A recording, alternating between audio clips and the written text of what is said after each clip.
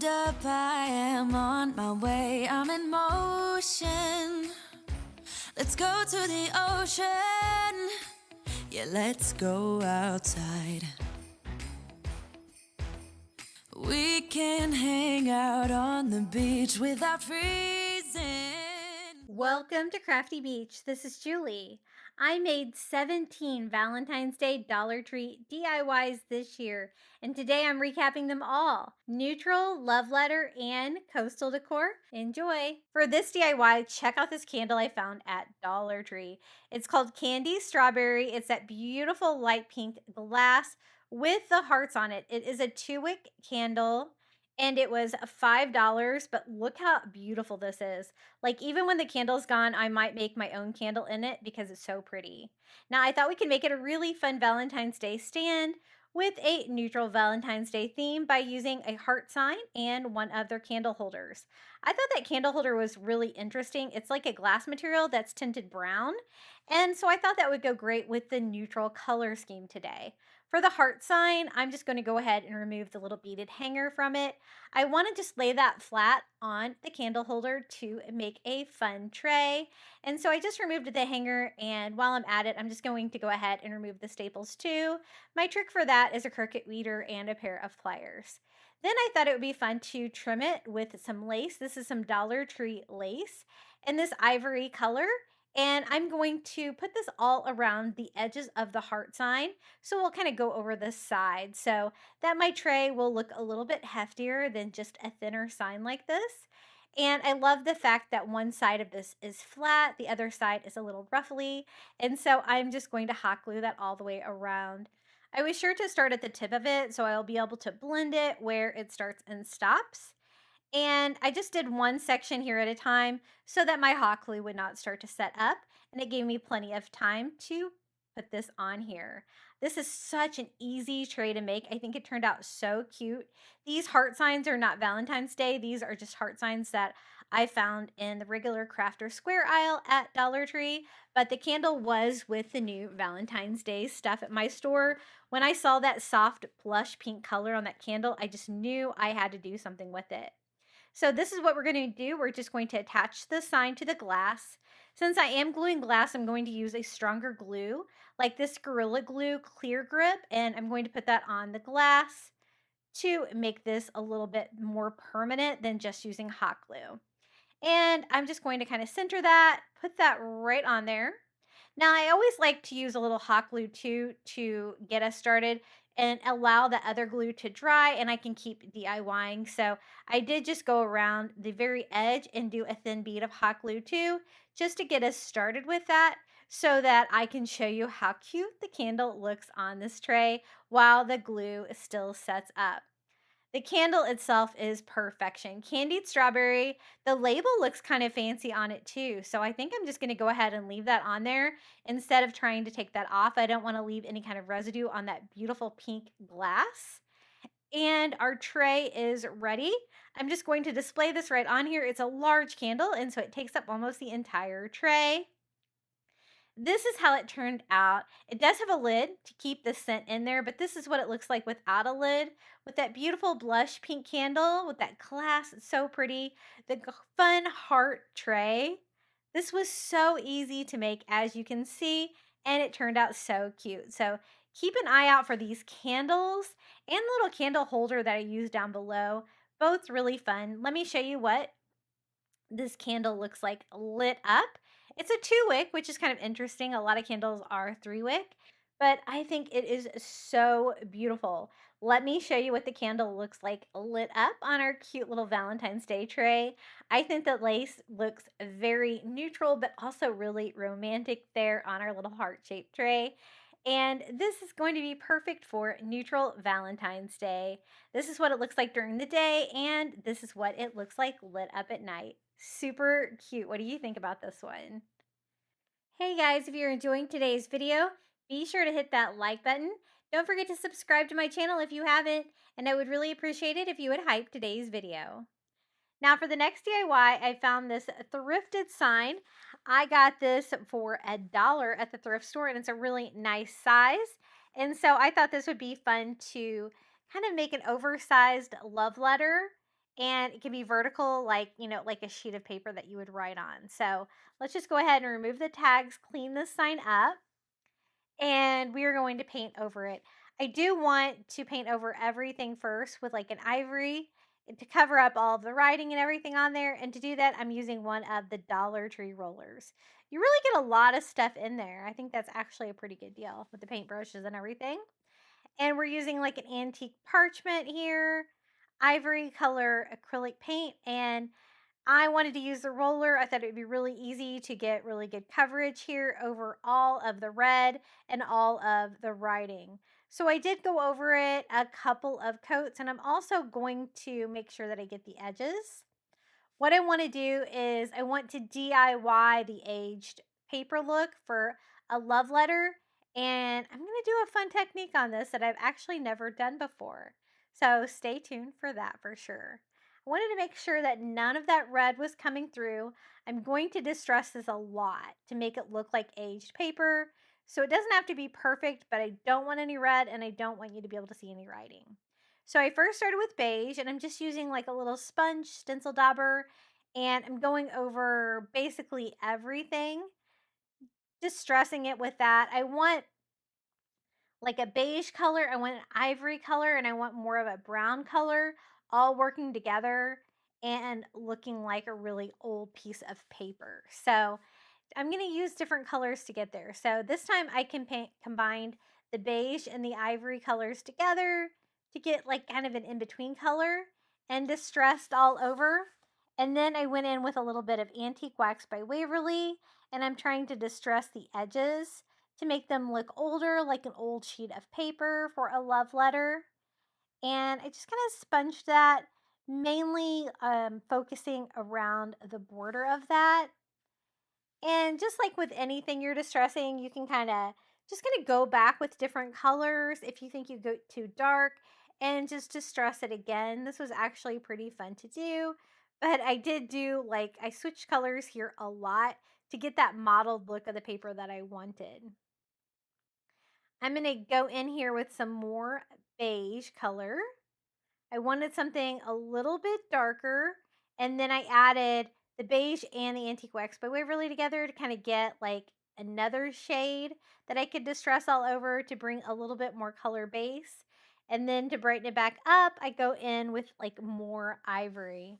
And I'm not even really changing my sponge for the different colors because I want it to be all like blended together, but I don't necessarily want you to be able to see spots everywhere. So then I follow that up with a baby wipe, and I kind of blend it together when it was just starting to dry a little bit to give that really mottled look of an old sheet of paper. Now, my first idea for this was to use Cricut vinyl to do my words on here. And I don't know if it's because I had just painted it or if it was my transfer paper or what. It was a fail.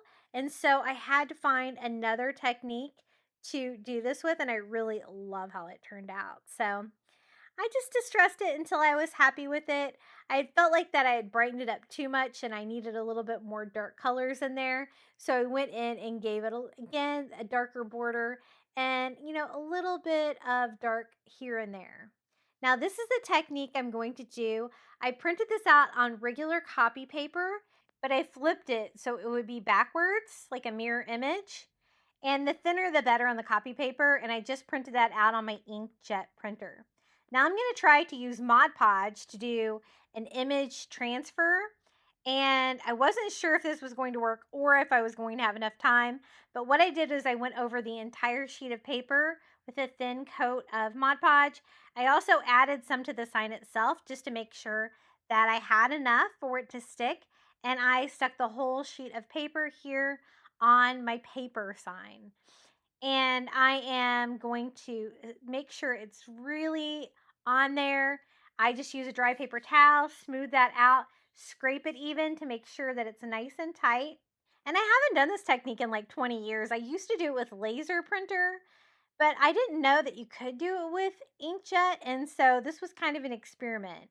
I did not have the 24 hours you're supposed to let that dry, and so I thought I could hurry it on by using my heat gun aggressively, like really aggressively on this to use it on every single row of words to make sure they are dry, and we're going to hope for the best. Then I took a sponge and some water, and I am going to make the entire sheet of paper wet.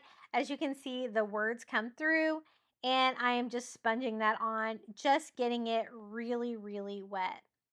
What you want to do is you want to wipe away the paper, leaving behind the ink. Now, since I didn't let mine sit for 24 hours, like I suggested, I wasn't sure if this was going to work, but it turned out really cool.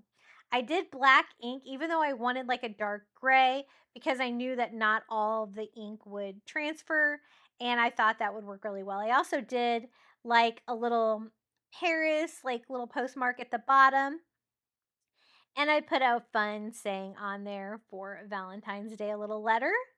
Then I'm going to start wiping off the paper.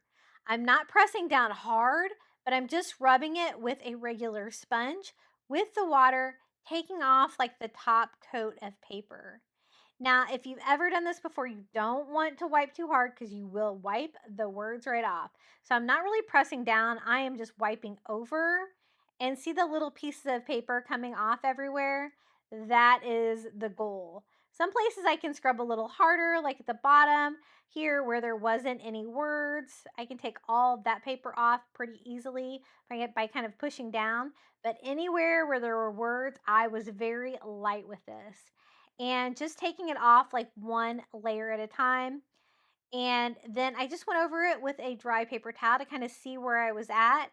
You can feel if you still have paper on there from this technique, and you'll see if you need to do a little bit more. So I switched out my water, and I went ahead and went over it with some more, just definitely taking my time and wiping all that paper off. If you feel it with your hand, definitely you can feel if there's more paper that needs to come off. But look how well it's working. I was so impressed with this technique. So I will definitely be using this. This is great too if you don't have a Cricut machine to customize a sign. And I do have the link to this printable, and I will include that down in the description of today's video. I have it just with no background like I used. I also have it on an aged paper background if you would rather cover an entire sign with it. I also have it as an SVG because I tried to do this multiple times, this DIY. I got all the paper off, and I still have the fun image. I am going to distress it here and there with a little bit of the ivory and the beige, just to kind of blend everything together and kind of make like the transitions a little bit better here. And I think this turned out so good. I was so pleased with this. It gave me a fun texture too with that paper transfer where it's almost like a papery texture. So not only does the paint that we used look like paper, it kind of looks like the texture of paper too. So that's really cool, but you don't see any seams or anything because we wiped off all of the excess paper. So who knew that you could cheat with the heat gun and not have to wait 24 hours? But if you want and you have time, you can definitely let yours sit for 24 hours before you use the water and wipe off all the paper. Now that I have it all on there, I'm using Mod Podge again, but this time just to seal it to make sure everything stays on there and it doesn't get messed up at all. And I think this is perfect. It says, I love you more than words can ever say. You are my everything, my heart, my soul, and my greatest treasure. Signed, your Valentine. And I have a little Paris, little postal stamp down there. I thought adding a little Cupid would be cute too. This is one of the little wood Cupid cutout hearts from the Dollar Tree.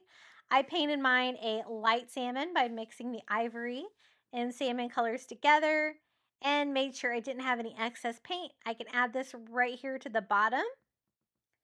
I just signed it Your Valentine so anybody can be able to recreate this. It's not personalized, but you could always personalize it if you wanted. Then I thought like a little twine bow here in the top right corner would be cute. So I just tied a very simple bow there with some twine. It can add a fun texture, and I'm just going to simply glue these on. The thrifted sign that I have already has a hanger on the back of it, and it was already a vertical sign, so that part of it's ready to go. And this turned out so much better than I could have expected. I really like the technique I used better than if I would have used vinyl on this because it really looks like a love letter. Very cute. Let me give you a closer look. You can kind of see that texture I got, right? That makes it look papery, but you can really read it. So I don't have the mirror image, but your printer, you should be able to click a button that will mirror it. That's what I did to get mine to print out backwards like that. I think this turned out really good and a fun thrifted sign. For this DIY, I'm going to use one of the beaded wood hearts from the Dollar Tree, and I picked up one of these Christmas trees at clearance, the Christmas aisle at the Dollar Tree. You might have some still left over in your stash. Basically, I just want the wood dowel and the wood slice here at the bottom for an easy stand so we can display this beautiful heart from the Dollar Tree. And I told you guys to pick some of these up for DIYs, and this is one reason why I like to use these. It's just easier than making it yourself, but you could always take a wood slice, drill a hole in it, put a Dollar Tree wood dowel down inside. I decided to shorten mine. I just used my miter scissors to cut that a little bit shorter. And then I'm going to remove a little sawtooth hanger here on the back of this heart. This is perfect for neutral Valentine's Day. The white weathered wood beaded heart. I love this from the Dollar Tree. I'm so glad they have these again this year. But I do need to drill a hole in the bottom. Now, this part was a little tricky. I had to lay the heart down because I didn't really have a safe way to do this. I didn't have like a vise or anything to hold this to be able to drill down with, but I was able to get started drilling my hole just by laying it down like that. I'm trying to be really careful here. I don't want to injure myself with my drill and trying to make the hole large enough here for the wood dowel.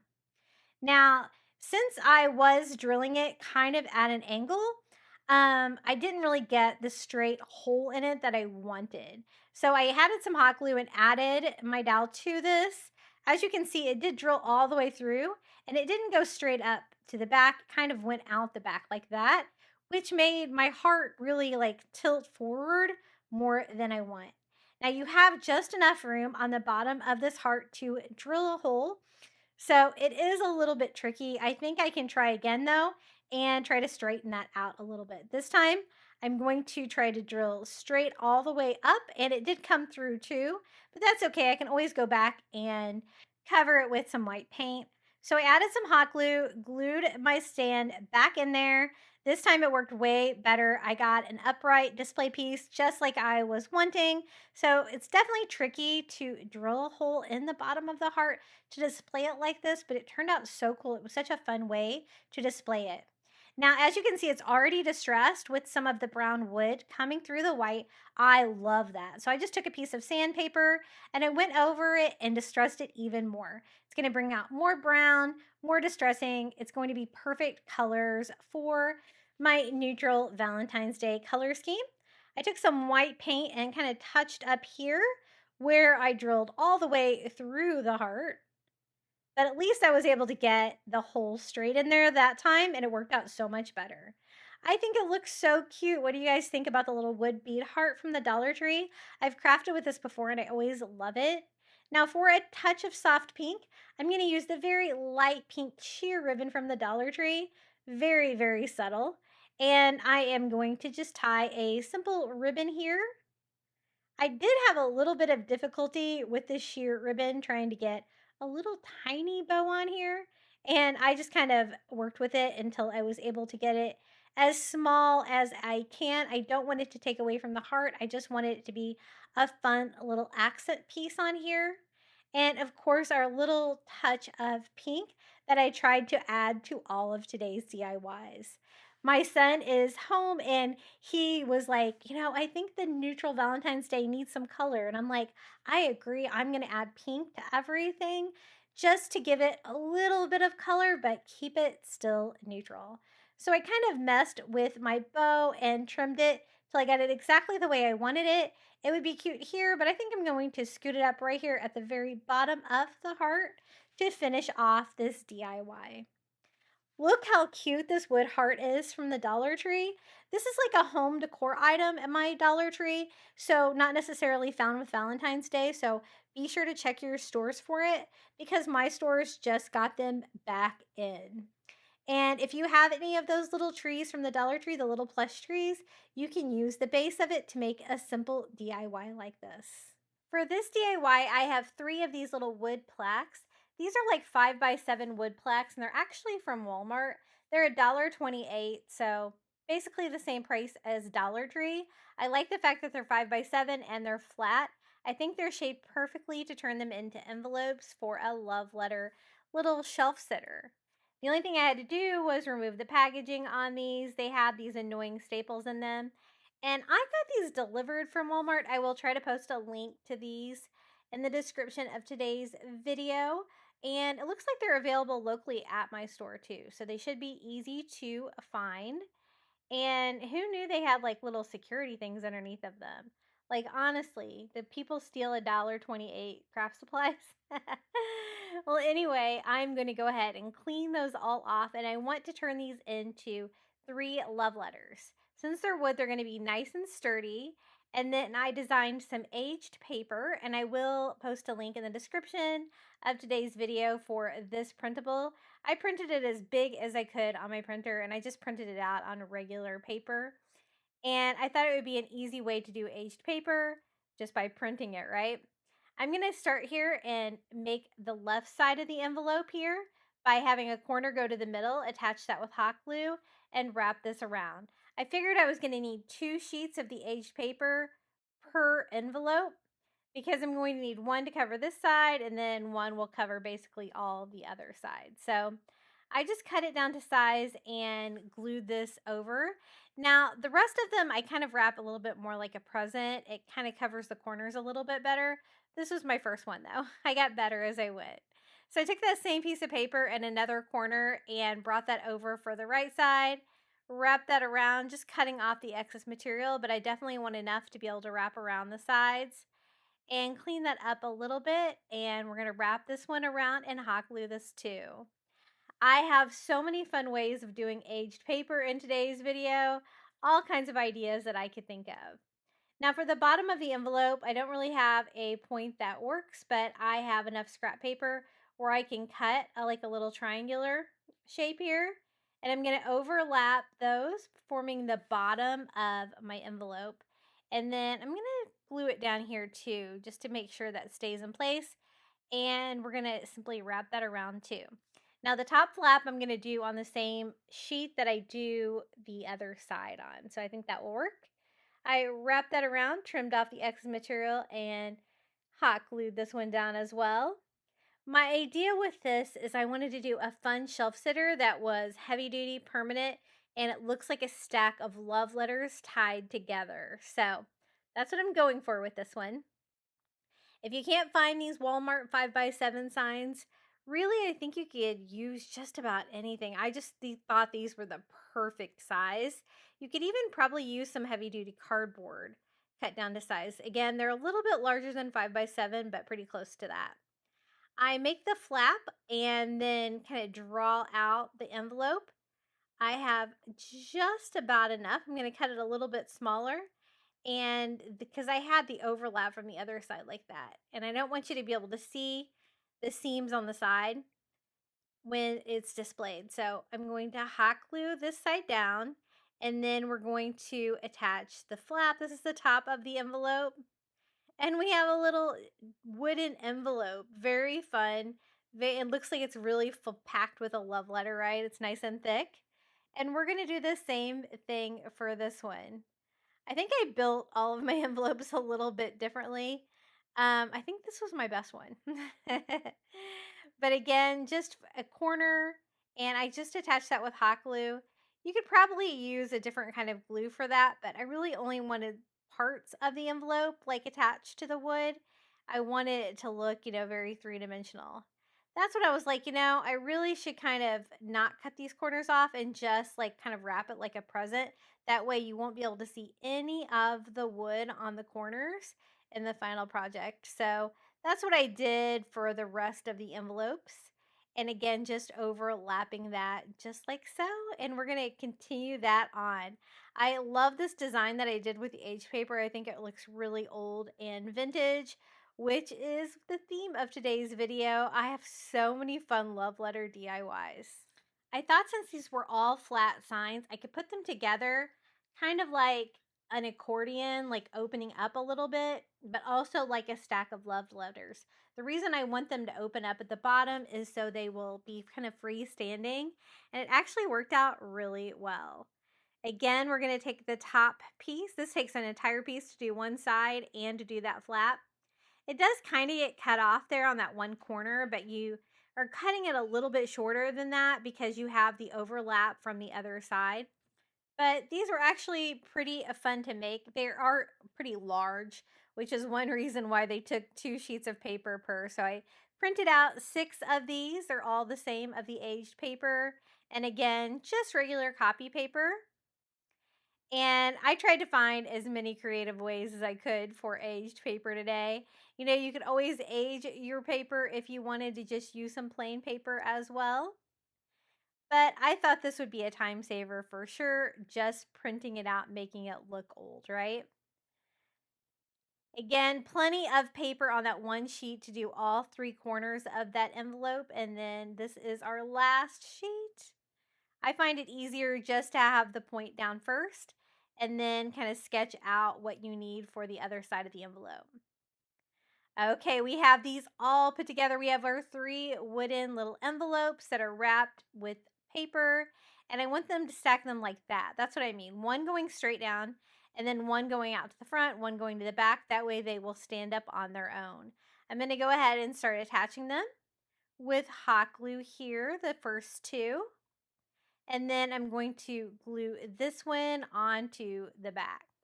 I was trying to decide if it was sturdy enough like that. I do end up adding some things to this to make it a little bit sturdier because right now it's kind of all just hanging up on that top seam.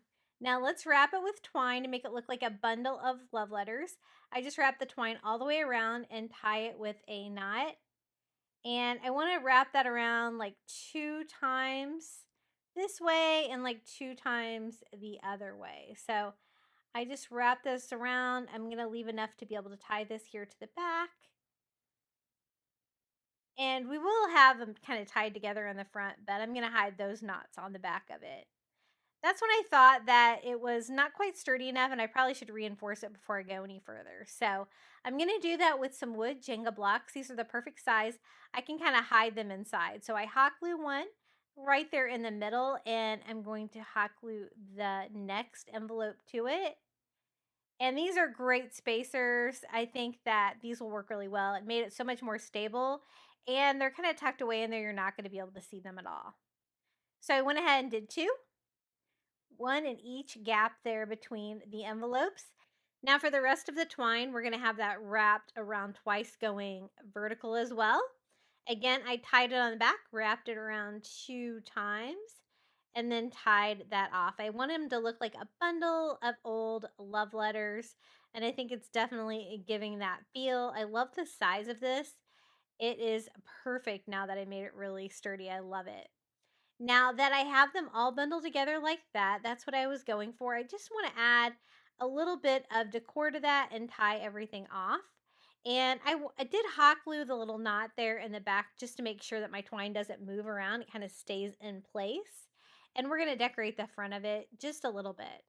I thought a tag would be nice. These are one of the wood tags. I think these are from Dollar Tree. They might be from Dollar General. I can't remember.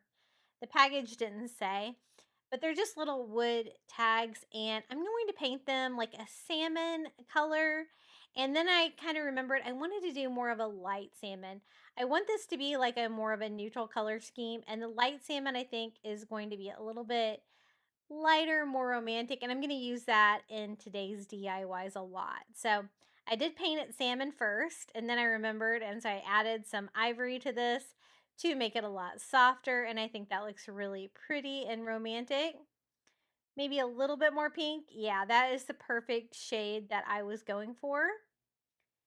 And you could always DIY a little tag like this if you don't have one. I thought it would also be fun to stamp it. These are the little stamps from Dollar General.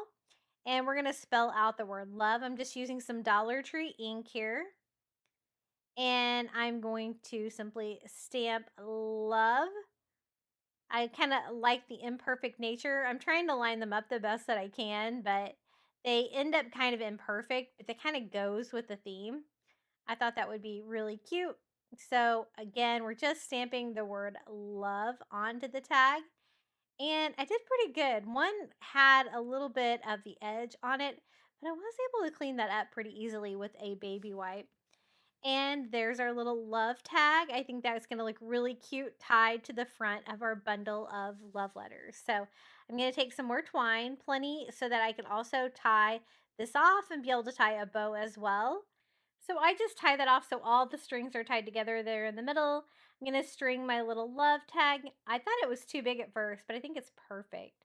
And I tied that off, and then I want a little bow out of the twine. So I just tie a very simple little bow like that and kind of arrange it to make it look really nice. I don't want the tails to be super long, so I'm going to trim them down as well.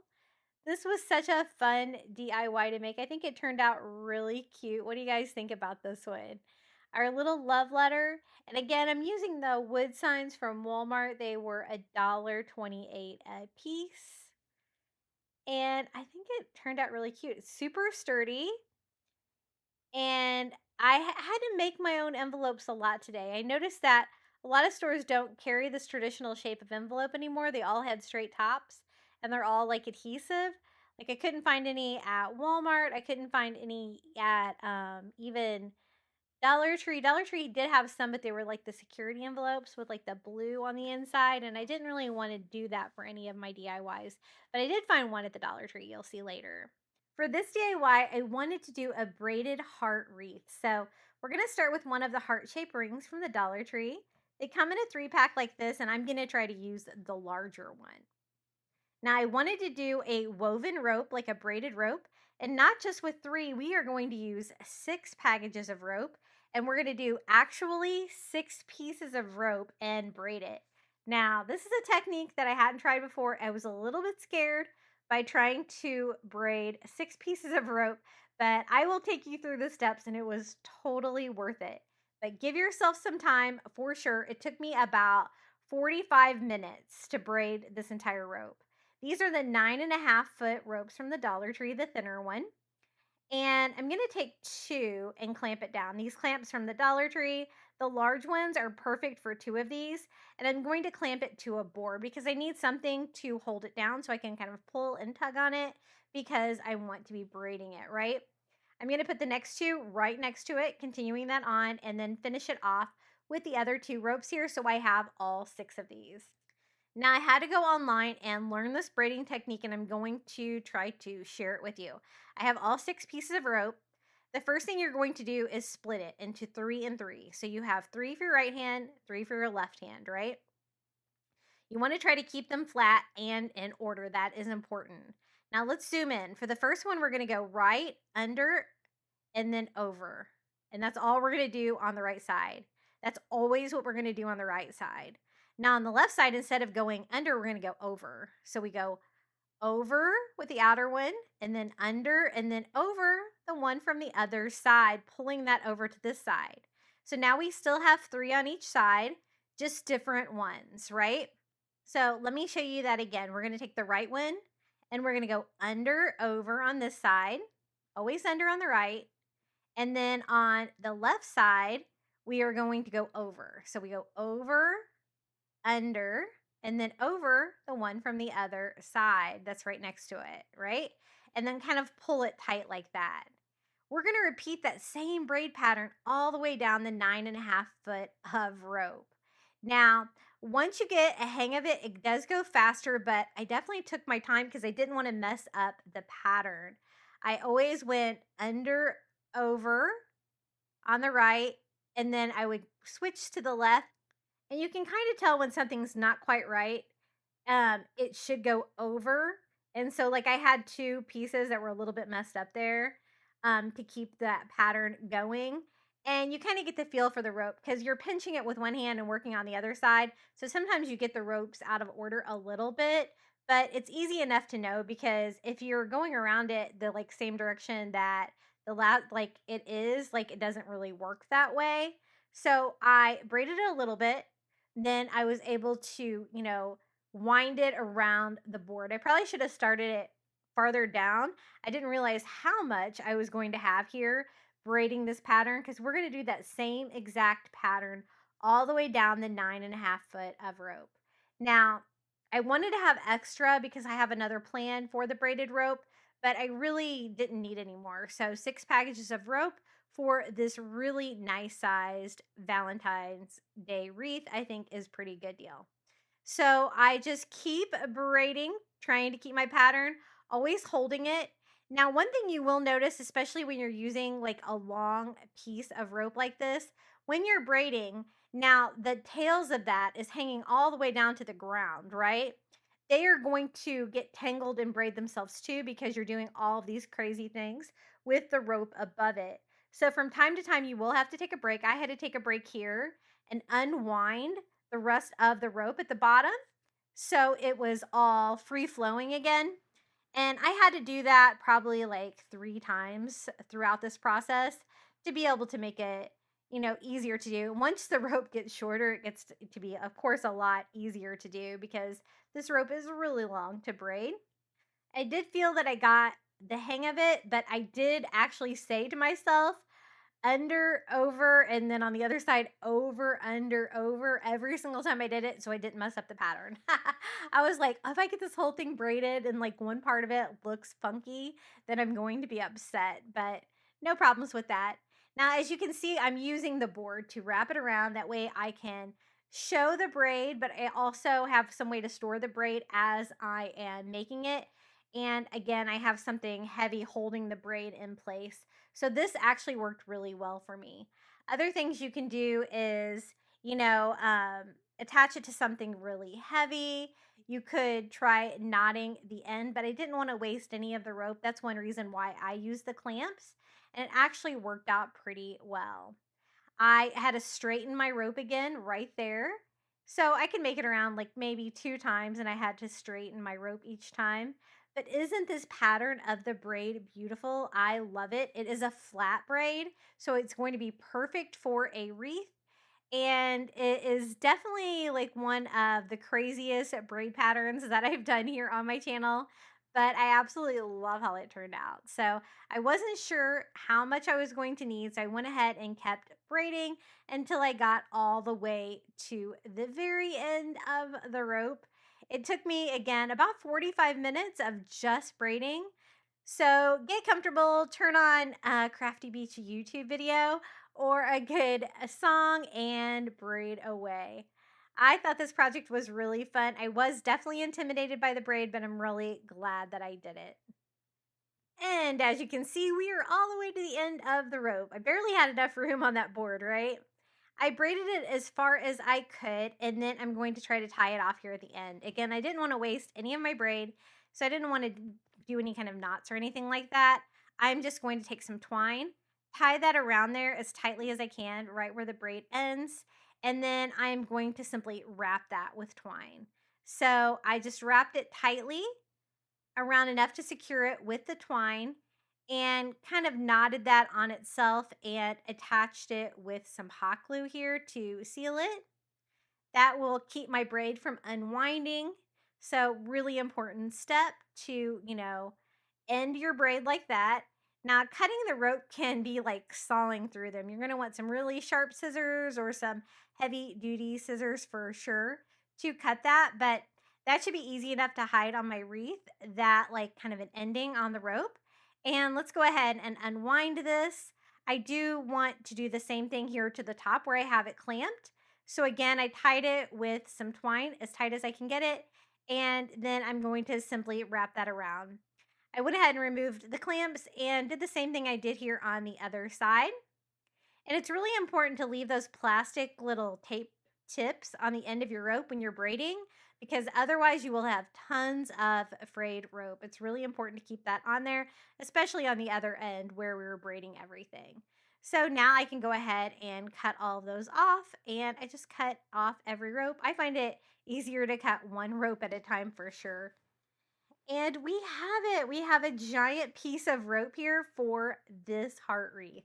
Again, we're using the larger one. I had enough. I probably could have done more than one though. And I am going to kind of flatten this out and get started attaching this. I'm just going to simply hot glue this on to the wire wreath form. I am working on a silicone mat, so I don't have to worry about like the hot glue sticking to that. But if you're not, you would probably want to do this opposite with the braid on the bottom and the metal on the top, hot gluing that on. I thought starting and stopping at the very bottom of the heart would be the easiest, and I should be able to go around this top part pretty easily. I'm just hot gluing one section at a time. I want to make sure that my hot glue doesn't set up and trying to keep my braid flat. Isn't it so pretty? I really love it. I have done like braided rope wreaths before and put the different braids together, but I love the fact that this is all one piece. It just looks so high end. Now, when I got to the bottom here, I'm going to have to do the same thing where I close the rope off. So I took some twine here and tied that off. I'm going to do the same thing I did before to start and stop. But I do want to save the rest of my braided rope because I'm going to need that for another project for this wreath. So I went ahead and did two. I tied it off with twine twice here, leaving enough room for me to cut in between those and my braids to stay intact. And then I simply wrapped them and finished that off with hot glue. And now that should stay intact and we can use that for another DIY. And this will also do the same thing, sealing this off here at the bottom. I plan to decorate the very bottom and the left side of the wreath, so it should be easy enough to cover up this area here at the bottom where the rope's not quite as pretty. But doesn't that look so cool? I want to make sure that it's really attached. This wire wreath form is kind of small. So I did go around the entire wreath form again with some hot glue here on the inner part to make sure everything is glued down. Whenever I glue like to rope on like my outdoor reef projects, it always holds up really well. Even here in Florida, the rope just really sticks with the hot glue really well. And then I just went over with a lighter. I did the inside and then I also did the outer edge, just burning off any of the fuzzies, cleaning up the rope. And since it's so thick, I did the middle of the rope as well, just burning that off. I was really impressed with how this turned out. It was definitely worth all of the hard work. Now I wanted to do some woven rope hearts for the front of it too. So I'm going to use some wood hearts from the Dollar Tree. These do have a word on them, but I think that's okay. Most of it's covered up with a wood sign. And I thought I could use like two pieces of rope to cover these up to do little woven hearts for decoration. So I glued one on. You're going to want to spread these out as much as possible. And this first one, I didn't spread it out a lot, but I was able to spread out the second one to cover the entire heart. And I did go ahead and cut the binding off of it here to make it easier to be able to cut this rope down. Again, it's always easier to cut one rope than cut multiple pieces. It can be really thick. And again, you're going to want some thick scissors. I kind of went back and forth with some newer scissors and my KitchenAid scissors. And then I just kind of glued down the top piece of rope so it doesn't unwind. I'm going to flip it over and cut off the other side just like that. Trying to keep it as close as I can to the wood heart structure. That's not going to be visible at all. It's just giving me the right shape and some structure to be able to attach this to the wreath. So once I got that secured and cut, I'm going to go ahead and set the other piece down. This is what I mean about kind of spreading out the flat rope. It does cover more than you would think. I hot glued this one onto and then cut this off. The only tricky part of the heart was trying to get like down there in the groove there on the top of the heart to be able to get the rope cut as closely as possible. It's going to have a lot of rough edges here, but I plan to frame it out. So I really just wanted the woven rope look, and it definitely gives me that. So I'm glad I did have extra rope braided because I did not know how I was going to pull off the woven look on the hearts themselves. So it worked out perfectly. I just hot glued any loose parts of it down And then I'm going to take some Dollar Tree rope. This is the thicker rope from the Dollar Tree, and I'm going to use that to frame it. You could always use the same rope though. I thought this would be a little bit taller and give me a little bit wider side. I hot glued that all the way around the shape of my heart. This just cleaned it up. It, kind of sealed in all of the rough, raw edges of the braided rope there that were cut, and it gave me that great heart shape. Kind of framed the whole thing out, and I love the fact that it's rope as well. Again, I just burned off any fuzzies on this piece with my lighter. And I thought it would be really fun to do 3 of those woven hearts to go down the side of my wreath. So I'm going to take another wood heart, and I covered it with 2 pieces of rope, just like I did before, and framed it out. So now I have 2 of the woven hearts, and let's go ahead and do 3. I always like to do odd numbers. I did the same thing to that one as well, covering it with 2 pieces of rope and framing it out. Now what I want to do is have them decorating like the bottom left side of the heart, kind of going down like this. One thing I didn't take into account is that it's going to make it heavier on this side, so I did have to counterweight this. So keep that in mind.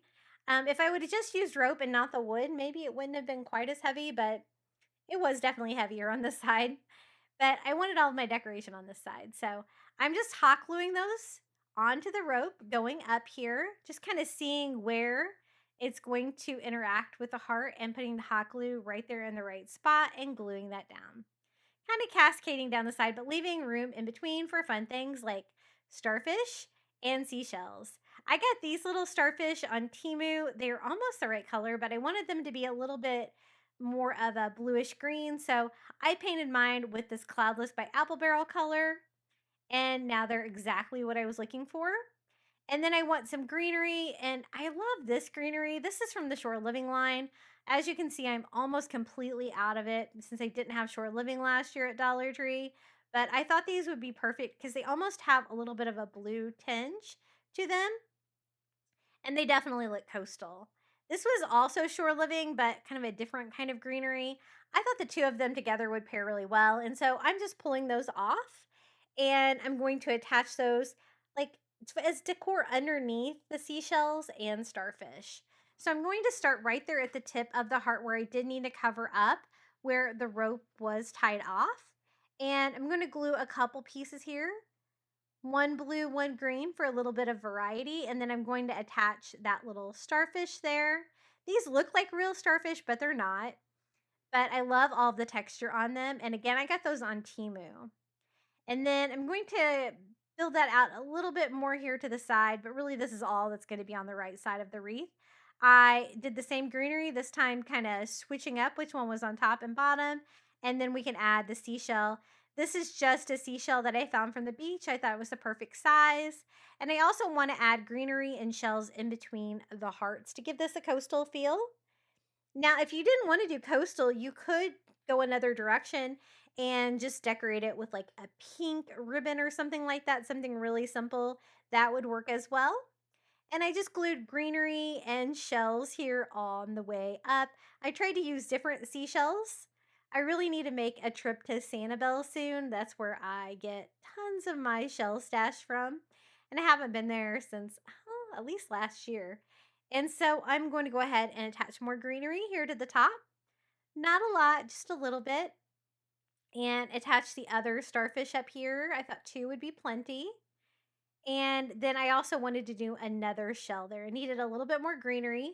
So I'm just going to cut that down and add that to the top as well. And that was super easy, just gluing it directly to the rope. And my last little seashell here, a pretty one here for the top.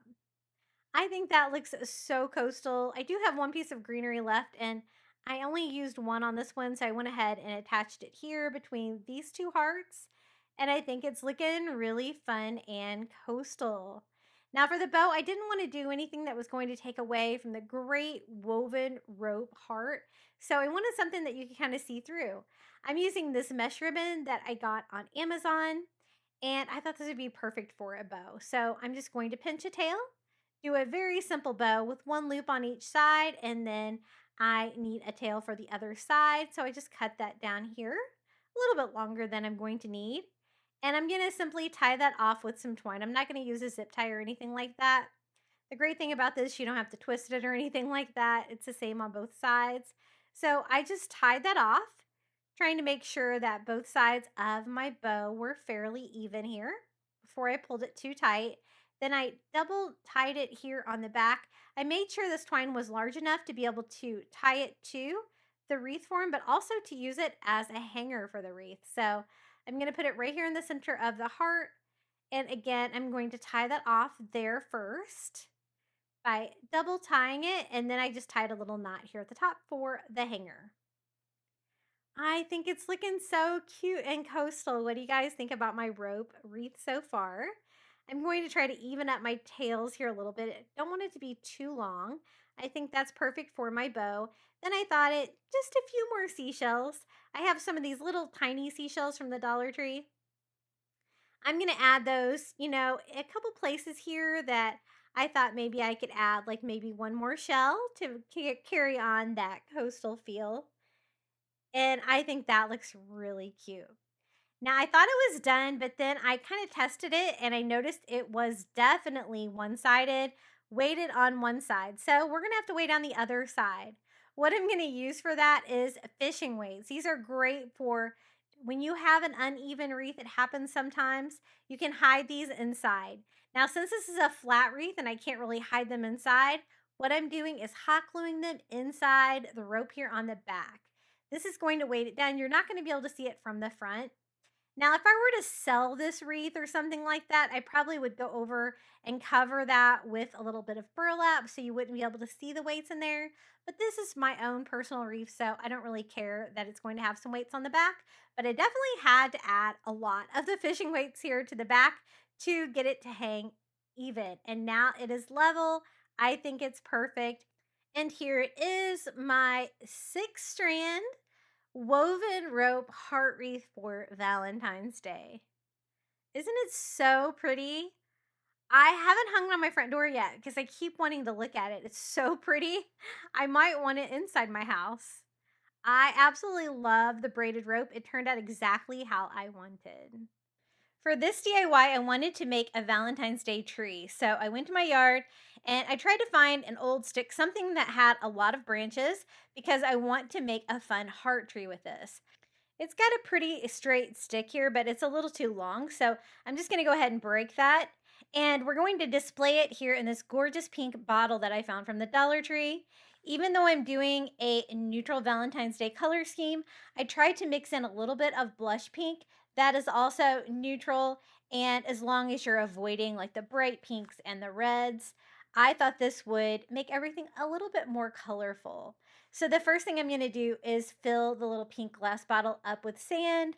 I chose white sand so it would really not take away from that beautiful color, but fill it up with something that I can nest the stick down into, and that's heavy enough to keep it upright so that I can hang heart ornaments all over it.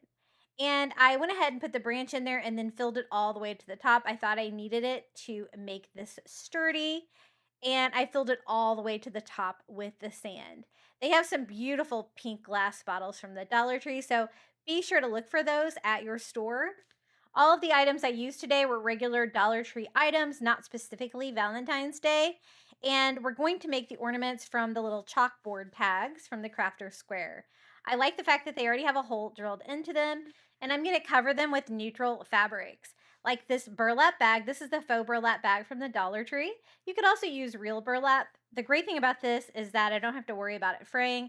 It has a light plastic coating on the back of it. I use this all the time for crafting. I want to make a bunch of the ornaments with the burlap. That's perfect for neutral Valentine's Day. The other item, I think got this at Michael's. It's fabric, but it was in like the scrapbook paper aisle, and it kind of has like a drop cloth appearance.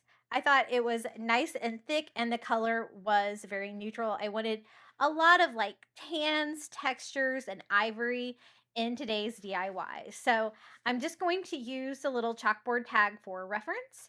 And I'm just going to draw on the back of the burlap here on that plastic surface. And I just use an ink pen. I'm going to try to fit as many as I can on one of these sheets. I think the tree branch is large enough to support a lot of ornaments, and I like odd numbers. So I think I'll do 5 of them in burlap and maybe 3 in the ivory material. So I'm going to need a total of 10 hearts drawn on here because I do want to cover the front and the back. Since it's going to be like a Valentine's Day tree display, you might be able to see the side or the back of the ornaments, and I wanted them both to be covered with fabric. Now, the great thing about these burlap bags from the Dollar Tree Crafter Square is that they're so easy to cut out. It's, as you can see, you get a perfect cut, no fraying, but you still get that great burlap texture. I was worried that you are going to be able to see the black chalkboard, like, and the lines on the heart through the burlap fabric. You can see through it a little bit, so I am going to have to probably paint one side of these at least to be able to cover these. There's other options for hearts too that you could use. They have a lot of like hearts ornaments at the Dollar Tree. A lot of them had words or cutouts on them though. I just wanted a plain heart like this, and so the chalkboard tags were a little bit easier for me. So this was a lot of cutting out of hearts, but I'm going to go ahead and do 2 for each of these. So a total of 5 of the burlap tags. And I want to be able to hang them. They do come with little pieces of twine, and I think that's going to be perfect to make these into little ornaments.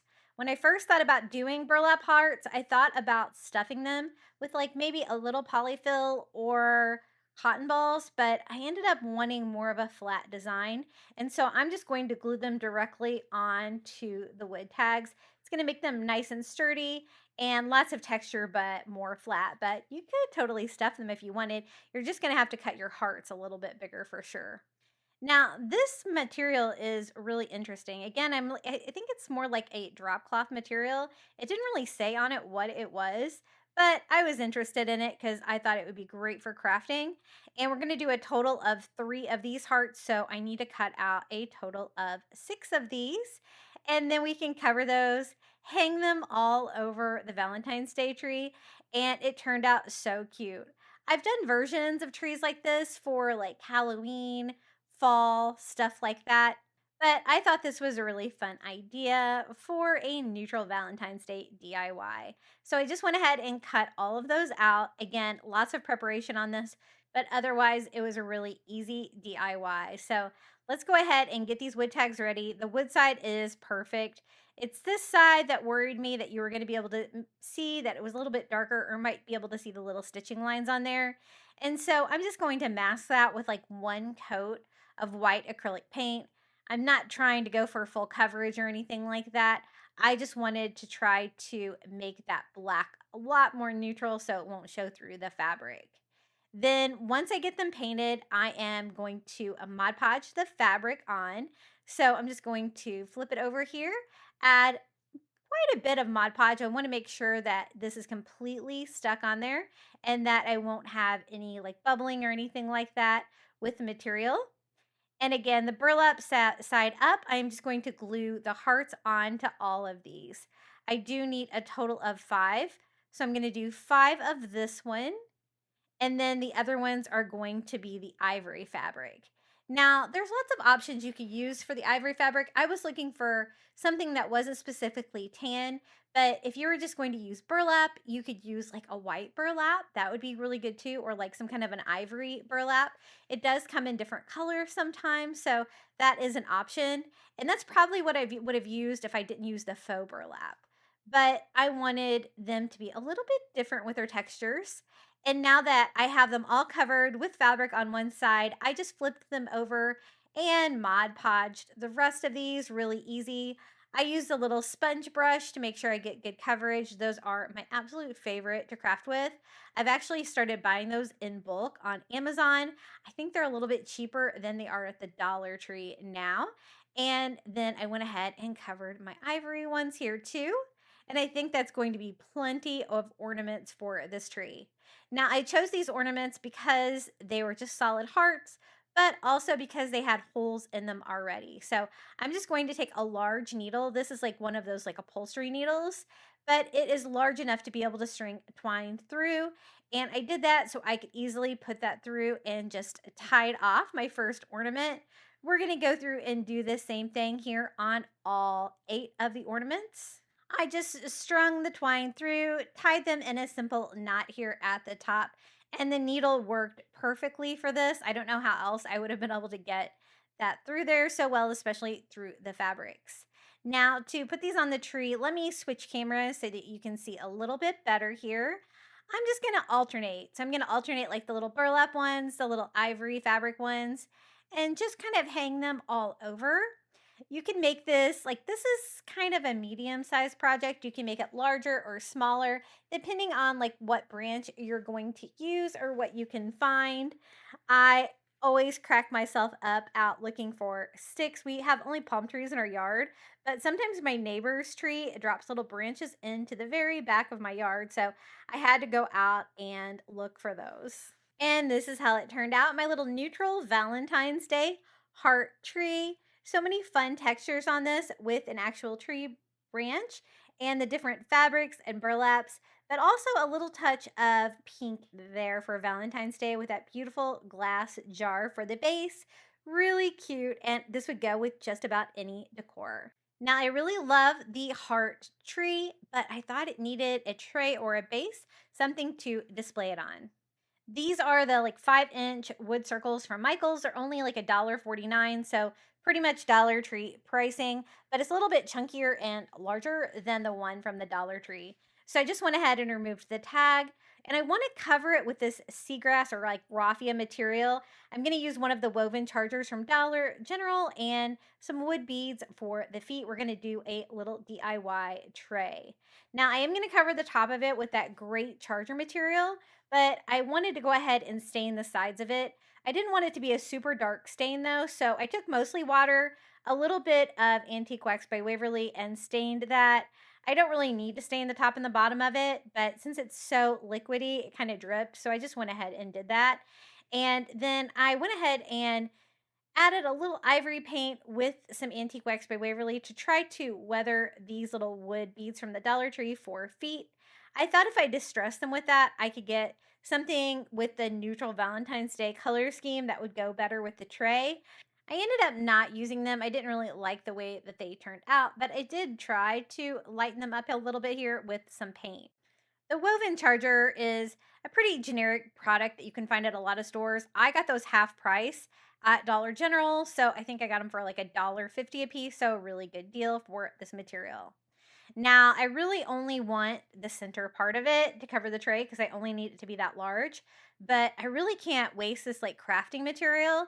So what I'm going to do is cut the little plastic threads holding this all together so that I can use this like raffia material for future DIYs. So I found it easier to just cut the plastic threads, and I'm going to go ahead and mark out how big I need this to be here with a Sharpie around my circle right here, centering that on the tray to give me this little woven tray. This DIY worked out really well. It was a lot of work probably cutting this apart, but I couldn't let this craft material go to waste. I thought it would be perfect.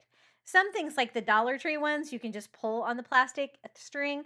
This one, I had to physically cut the entire thing, and it did leave a lot of pieces of little plastic sticking out. As you can see, plastic threads. So I will have to clean that up for sure.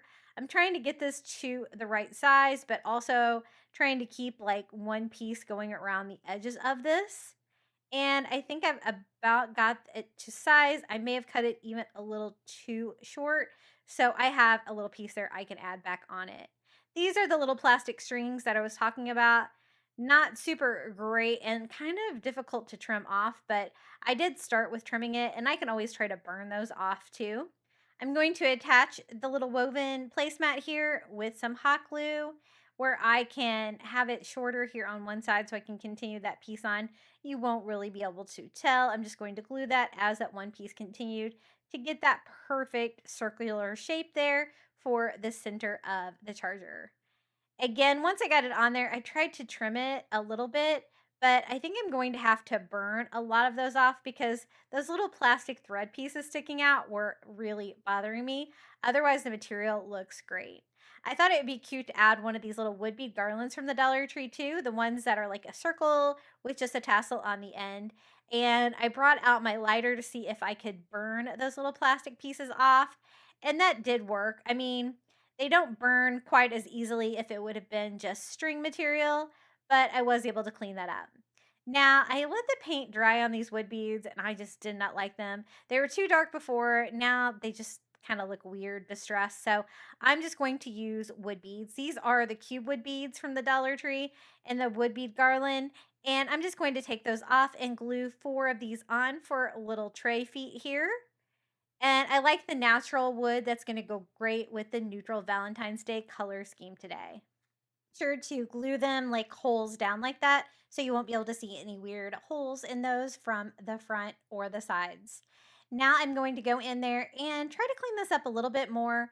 I tried to just burn off any of the plastic that I saw sticking out, and I think it looks pretty good right now. So I'm going to display that heart tree on this along with this little wood bead garland with the tassel, which is super cute. And I think the whole thing is going to go together really well and make the heart tree really shine. So let me show you what it looks like all together with my little heart tree on this little woven tray. I think that is perfect. It's a perfect size and I love all of the textures. Isn't that so cute? I think that's so fun for neutral Valentine's Day. For this DIY, I wanted to make a fun little mailbox for Valentine's Day. I found this little mailbox for $1.24 at my Walmart. They had these in all different colors. I chose this one because it already had like the soft pink on parts of it, and I'll just paint the rest of it. I wanted to stick with ivory and like soft pinks on this one, so I'm going to paint all of like the hot pink parts of the metal little mailbox in this antique parchment color. I thought this would be perfect. I'm just going to have to be careful when I get to kind of tiny areas like this. I have to switch to a brush. But otherwise, I just try to sponge it on for maximum coverage, trying to cover up that bright pink for sure. So it doesn't really matter what color you get. You can always paint them. I think they come in like green, blue, and pink, if I remember correctly. And the reason I bought them at Walmart, they were just as cheap as Dollar Tree, but I couldn't find any metal ones at Dollar Tree. So I don't know if they have them this year. They might. I've seen them there before, I think. I can't remember. But I'm going to go ahead and paint everything. I'm trying to avoid the little flag because it's already pink, so I don't need to do anything with that. And I'm also going to leave like the lid, that soft pink color. I think that's perfect. So I just kind of took my time and painted it all ivory. This is what it looks like. I got pretty good coverage with one coat, but I think I'll have to touch it up a little bit. I also wanted to get the inside ear, anywhere that had like the hot pink. I'm trying to mask that to make it this more neutral color scheme, and also try to get in any grooves as well where some pink might be peeking out. And I think it looks so cute. I also distressed like the metal edges a little bit there just because I had to get some on the hinges to open it.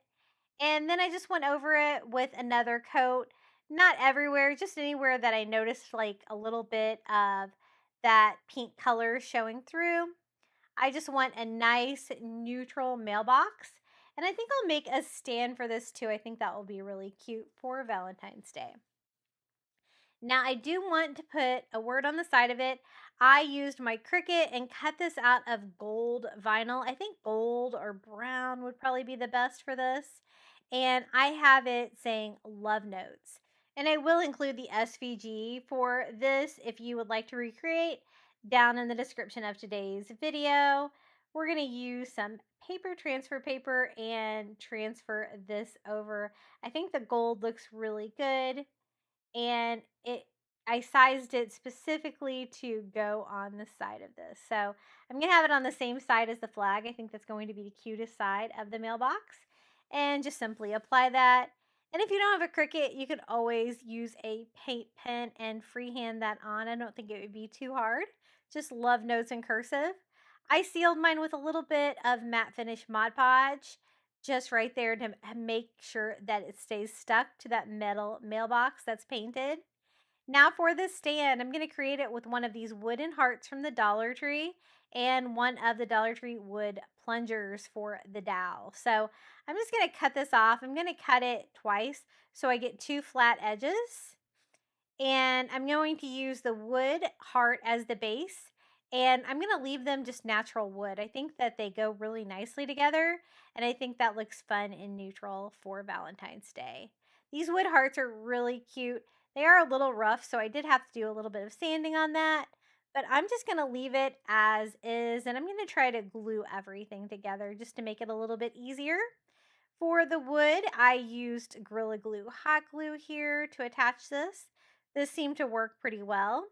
Now, gluing to the metal, I was a little concerned about using hot glue, so I switched it up to like a stronger glue. This is the Gorilla Glue Clear Grip. It's kind of similar to like an E6000. Just deciding exactly where I want this to be. I think I want my heart facing me like that, and then I want the mailbox kind of at an angle where I can read it. So I added the glue and then laid this on here, and I did have to let this sit up and dry. It dries a lot slower than the hot glue. And then I designed these envelopes and I printed these out. I will share a link to these free printables down in the description of today's video.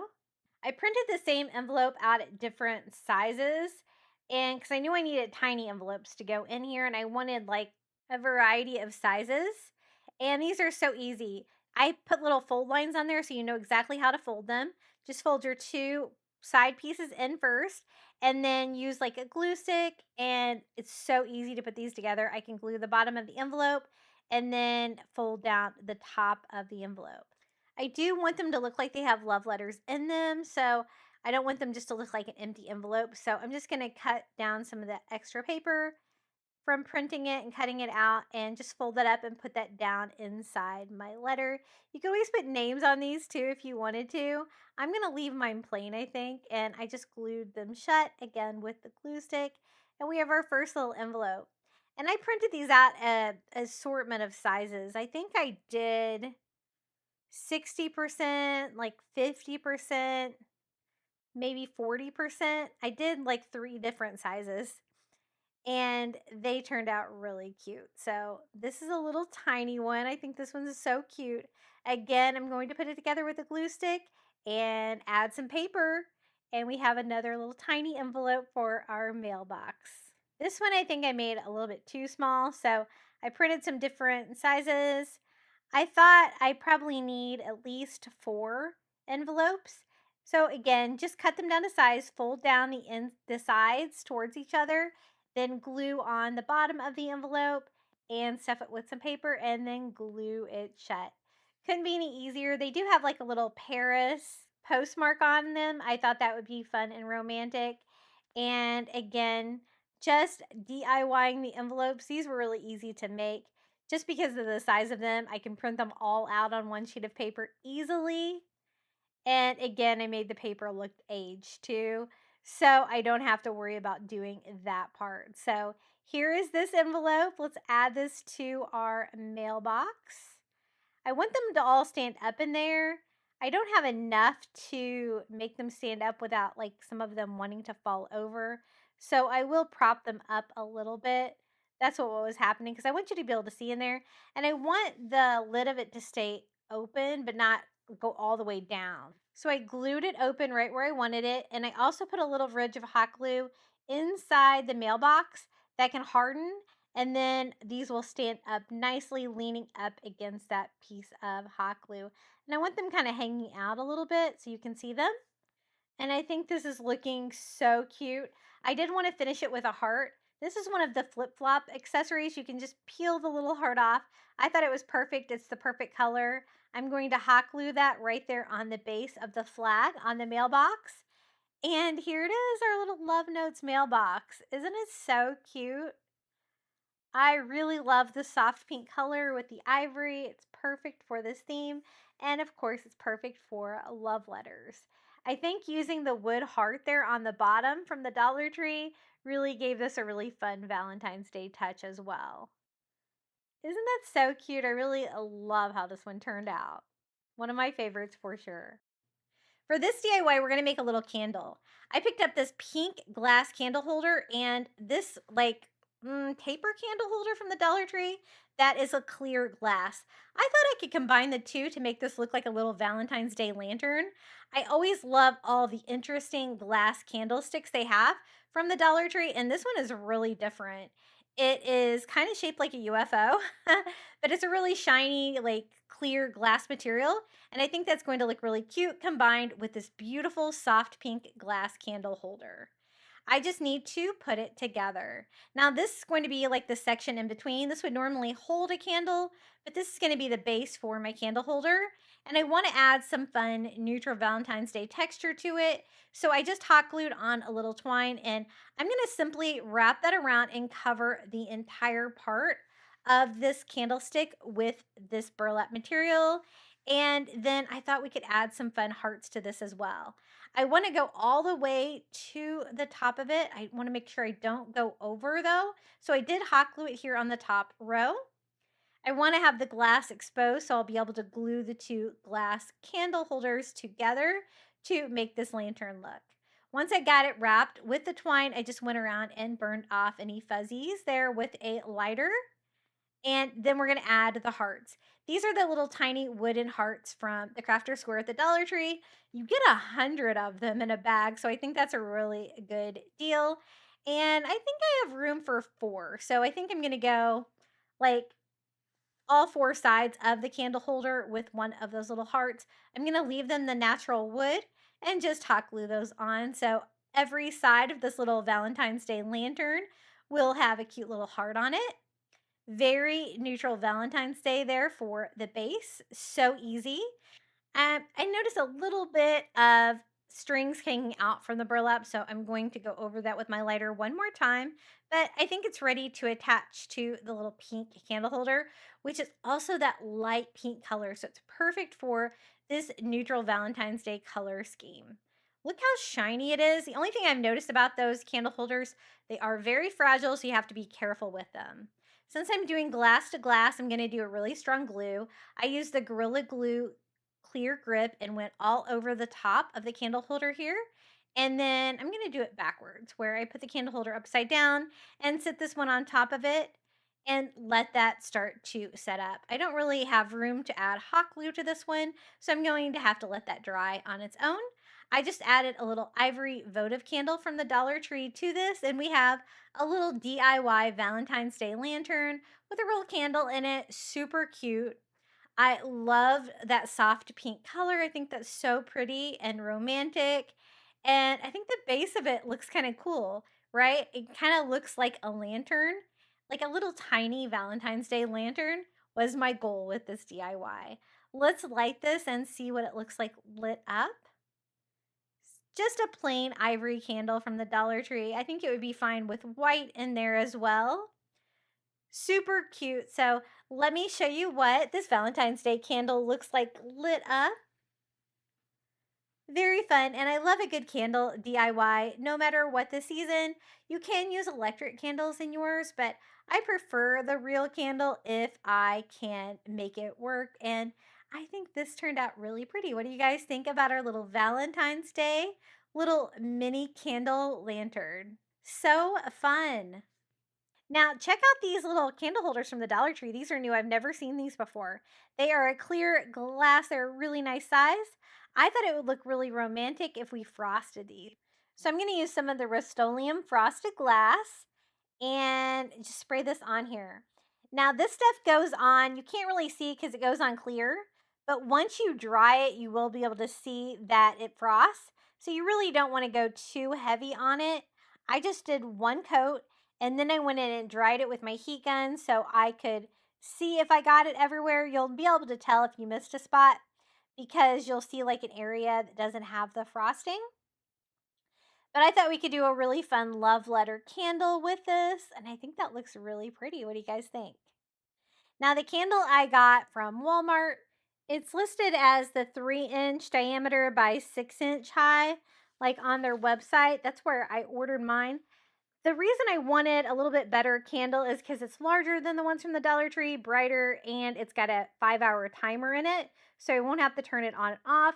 And it also has wax on the outside of it. I think it looks a little bit nicer, but you could always use one of the ones from the Dollar Tree as well. I always love the timer. Now, I designed a little tiny love letter to go on this one. It says, "In loving you, I found my forever." I'm going to pop some batteries in the little flameless candle. And it took 3 of the AAA batteries, and I love the fact that it has a timer on there. Just trying to figure out which one that is. And this is a really beautiful candle. It has like a real looking wick on it, so that's kind of fun, and it flickers. So this is the love letter. I made this a custom size to fit on this candle, but you could always resize this little image. And when I cut it out, I cut to like the ripped, torn edges of the side of the love letter to give it that like rough edge look just by going back and forth with my scissors like that. I just wanted a simple little love letter with nothing really in the middle so that I can tie this onto the candle.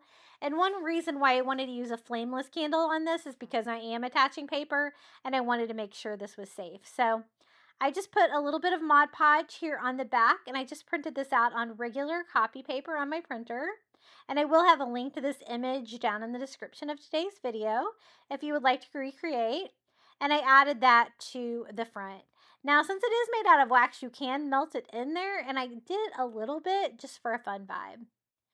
But I just went ahead and sealed the top of it too, just so it's just not plain paper there on the front of it. And then I decided to melt it in a little bit. You have to be really careful because you can definitely melt the candle really easily and mess it up. So I tried to use my heat gun only where I had the paper, and I wanted to kind of melt it into the wax just a few places. That way, like light will kind of shine through the love letter a little bit. And I think that will work. I have like a little place there on the top that melted through with the wax, you can see, and a couple little areas at the bottom, but that's just personal preference. Now, this candle barely fits on this candle holder, as you can see, but since it has a timer, once I get it on there, I don't really need to take it on and off, so that's good. Now, for the twine, I'm just using some Dollar Tree twine, and I'm going to wrap that around here twice, leaving enough here so that I can tie this off on the front. And I'm going to tie it right here in the center with a little tied love letter feel of the twine and the paper. And I just want to tie like a simple little bow here. And I also want to attach maybe a little pink heart to bring a little bit of color into this one as well. I just want a little tiny bow right here on the front of the love letter. And that was so fun to put together. I always love a candle DIY, no matter what the season. And I think this is really cute and romantic looking. Now I'm going to use one of those little flip-flop accessory hearts. I found these at the checkout of my Dollar Tree, kind of random, but I love them. They're really cute. And I'm going to add one of these to my twine. Now I thought my bow was a little bulky, probably because I knotted it first before I tied the bow. So I'm just going to unwrap this and tie this without knotting it first so the bow doesn't stick out quite as much. Just wanted a little teeny tiny bow and a little heart on there. And so I think that looks better. And it's still not enough room to be able to glue it on top, but I can glue like the little heart underneath of it. So that's what I did. Just kind of tilted. I added the little pink heart on the front of the candle, and we added this to the candle holder. Again, it barely fits, but since it is a battery operated candle, it's safe. If it falls off, it's not that big of a deal, but I was able to get it on there. And this is how it turned out, our little love letter candle. On Loving You, I Found My Forever is what it says with little Paris, France, little postmark. I thought that was really fun. And I think that the candle holder looks really pretty frosted. I like it regular glass too, but I wanted to see if I could do something fun with it to give it a romantic feel to go with this vintage love letter theme. Very romantic. And this is what it looks like lit up. As you can see, where I kind of melted the wax a little bit, you can see the light through the letter a little bit, which I like. But I think it looks really pretty during the daytime as well, with a little love letter there on the front, and this is what it looks like lit up. For this DIY, I wanted to use an anchor sign. This is one of the anchor signs from Dollar Tree. I can still find these from time to time in my Dollar Tree. They are part of the Shore Living line, which we can hope and pray they bring back this year. But it is a pretty easy sign to find. I will post some links in the description. I think I have some saved for other places you can get an anchor sign. And I am going to give it a very light paint job. I just kind of want it to be almost of a stain. I'm using the Cloudless by Apple Barrel, and I'm going to go ahead and paint both sides of the anchor sign. I'm going to make a standalone project with this. And I normally don't like the really thin signs like this, but it's going to be perfect for this project. But you might be able to see the back of it. So I wanted the back of it to be blue too. So I gave that same light stain of the Cloudless by Apple Barrel to both sides of the anchor. Now for the base of it, I wanted a heavy sign, so I'm going to use one of these long signs from the Dollar Tree. I'm going to cut it down to size, and it can be any sign. This is just one I had left over. It does have writing on it, and so I'm going to cover that up with just some cheap contact paper here for the back. I just make it a little bit larger than I need, peel and stick it on there, and then it's really easy just to take a sanding sponge and right there on the corners, it's going to give you a perfect cut. And that's just going to make the back of your project pretty too, which I always like when I'm trying to reuse something like this from the Dollar Tree. Now, if you have some chunky craft wood, it might work a little bit better. You'll see here in a little bit what I'm talking about with that. But I have this like MDF wood, so I just went ahead and painted it with a little bit of beige paint, and I'm just using a brush so I can let like a little bit of that brown color show through to kind of give me like a faux wood grain with that. I almost want a driftwood color to this, and so this is just beige by Apple Barrel, and I'm just going to go all over that. And I do want it to look a little bit weathered and rough. I do want to be able to put a saying on there to go with my anchor sign, and I wanted to do like an anchor Valentine's Day sign. So that's where we're going with this.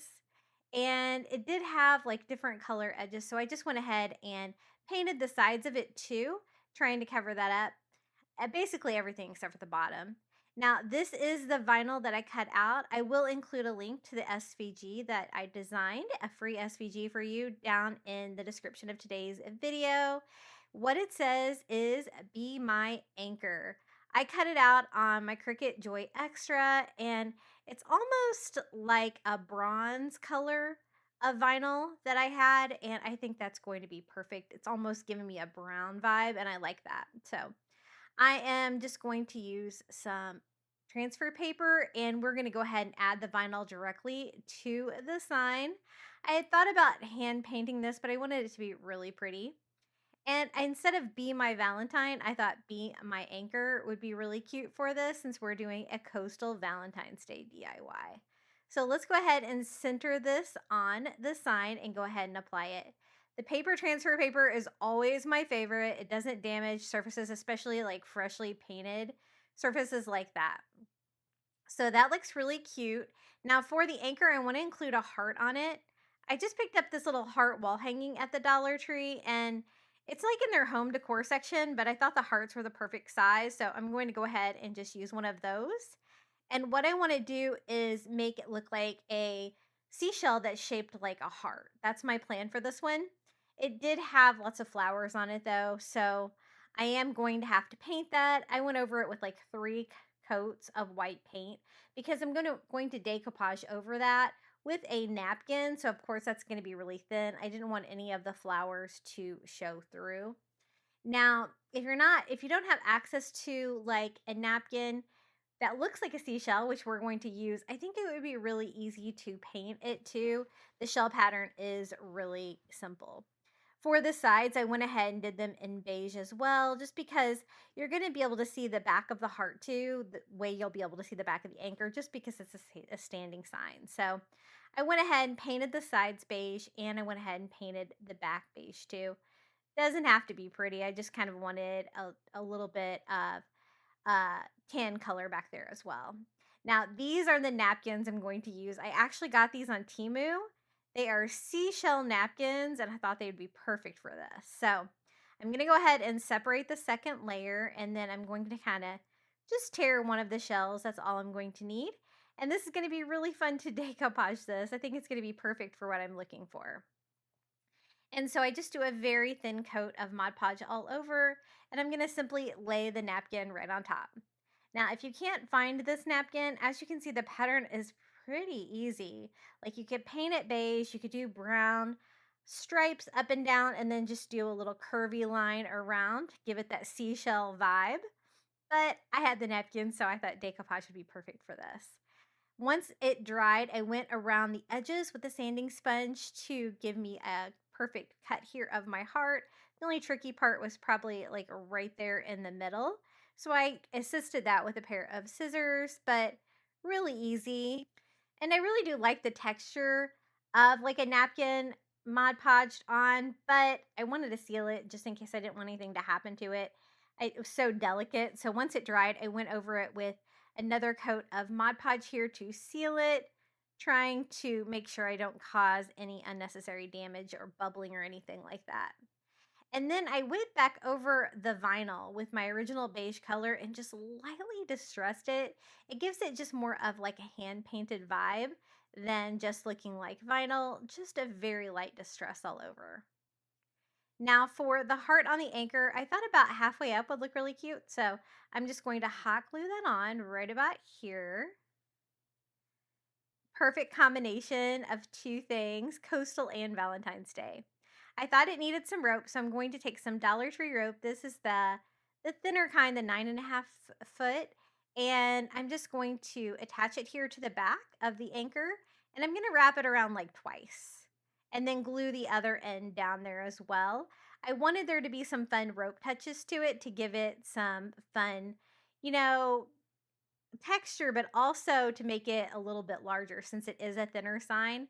Whenever you could add things to it, like we added the heart, we're adding the rope to it, it's just going to make it look a little bit better. So I went ahead and did the same thing here on the other side. I just went around with 2 rows of rope. And I think I should do some rope here at the top as well. There's these little side parts here of the anchor. I thought those would be cute with some rope. So I went ahead and started that, and I have room to wrap it around twice up here as well. This time vertically. So I went ahead and did that again, hot gluing everything to the back. You could also do that with just twine, but I really kind of like the rope look. I think it makes it look fun and coastal. And I did the same thing here on the other side, just mirroring it. And then I thought it'd be fun to have like rope here hanging from the anchor. And so I cut a piece long enough that I can like knot it with itself like that to give me a big knot here on the top of it. And I want that to be kind of like a handle hanger there for it. I don't want it to necessarily hang down though and like block the heart and the cute things we added. So I actually want mine to kind of defy gravity and kind of stand up on its own. So I hot glued it to the back where it would stand up on its own, but kind of like tilted over on the side. And I think that looks really cute. Now, I always have to burn off the fuzzies whenever I'm working with a rope project. It always just cleans it up and makes it look so much better. So I just went over all of my rope pieces with a lighter, and I want to be able to attach it to this Be My Anchor sign, like right about here. So I'm going to kind of sketch that on here with a pencil. And my plan is just to make a very thin gap in here with a flathead screwdriver and a hammer. Now, this is the part where I told you might be better off using real wood and not the MDF because as you can see, the wood is splitting. I will be able to fix that, but if I did this on like a wood project, that would not happen. So that is one disadvantage, but I just wanted to make just a little slit there where I'd be able to put that thin Dollar Tree sign in there without having to like attach it to the back or something like that. So once I did that, I had to go back in there with some spackle to fill in the cracks here from where the wood split. Did not like that, but I think we were able to hide it pretty well here with the spackle. And then I'll just go over that with a little bit more of that beige paint and you won't be able to tell. Then I need to attach the anchor to the sign. I added some hot glue right here in that opening and put the anchor right there. And I think that looks really cute. Now, the only thing I was concerned about, it is a little bit wobbly. I was hoping that the base would be, strong enough to hold it up, but as you can see, very wobbly. So I don't want it to fall over. So I decided to add a base to it. This is just some craft wood from the Dollar Tree, a thinner piece, and we can make like a flat bottom, and this will make it super stable. So I'm going to cut it down a little bit while I have a border around all 4 sides. And it's kind kind of too much new wood. So I'm just going to rough it up a little bit here and make it look like driftwood. I went over it first with the beige paint by Apple Barrel and just giving it a quick stain, using a paper towel to kind of wipe off the excess. I do want some of the wood grain to show through, but again, I do want it to look like driftwood to kind of go with the coastal vibes. So I just went ahead and painted all the surfaces that you're going to be able to see, adding another coat, and then I decided to distress it with some Antique Wax by Waverly to give it that old weathered look, and a very light dry brush all over, but it definitely did give me that driftwood vibe that I was going for with this one. It was a little rough there on the back. I had to sand it a couple of times. And then I just hot glued this sign to the base, and this solved all my problems. Now I have a really sturdy base. I'm not going to have to worry about it falling over, and it actually looks really cute down there too. And then I thought I would finish it off with just some shells. I have a shell from the beach, and I have a starfish. This is a little starfish that I got on Amazon. I will post a link to that down in the description. I just updated mine with a little bit lighter blue paint, and then we're just going to attach these to the sign. This shell's kind of broken, but I love it, so I'm going to hot glue that on. And then I'll add the starfish to the other side. I just used that same Cloudless by Apple Barrel color there on the starfish. And I just hot glued one to each side. And here it is, our little bee, my anchor sign for Valentine's Day. I think it is really cute, and it's really different than any of the Coastal Valentine's Day stuff that I already have. So I think it's going to look great with my Valentine's Day decor. And you know, I always love to bring a little bit of coastal to every season if I can. Isn't that cute? I really love it. And look out for those anchor signs. You can still find them from time to time. Now, I wanted to make a long board sign, Valentine's Day sign. I had one left over from fall with a pumpkin cut out, but I'm just going to use that for the board sign, cut the pumpkin off, and we're going to add some hearts. These are some little heart frames I found at the Crafter Square at Dollar Tree, and I thought they were the perfect size for some burlap hearts on this. So I'm going to cut the pumpkin off, and I am just going to drill some new holes in it so I can still attach a hanger. So what I did was I just used the old board sign that I cut for a reference, and then I can just kind of mark where the holes were on this, so I can just go in and drill some holes to make an easy hanger for the sign.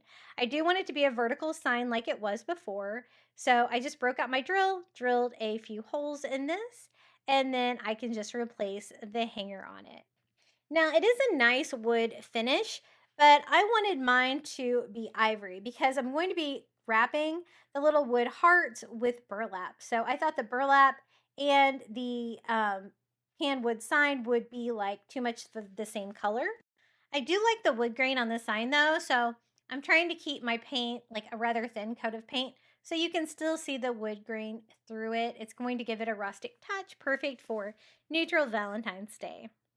Once I got that painted, I just went ahead and gave that a quick dry, and then I just reattached the hanger that came on it.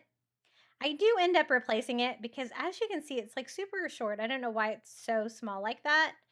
And we are going to cover the hearts now. I thought this was a pretty good value. You get two of these together. I don't necessarily want them to be frames though, but I did like the chunky size and the heart shape. And so I want to see if I can wrap these with burlap. So the first thing I did was just pull the rope out of the back of these. I like to work with odd numbers for decor, so I'm going to use a total of 3. We'll save the other heart frame for another project, I'm sure. And then I just went ahead and tried to clean up any staples or anything on there too.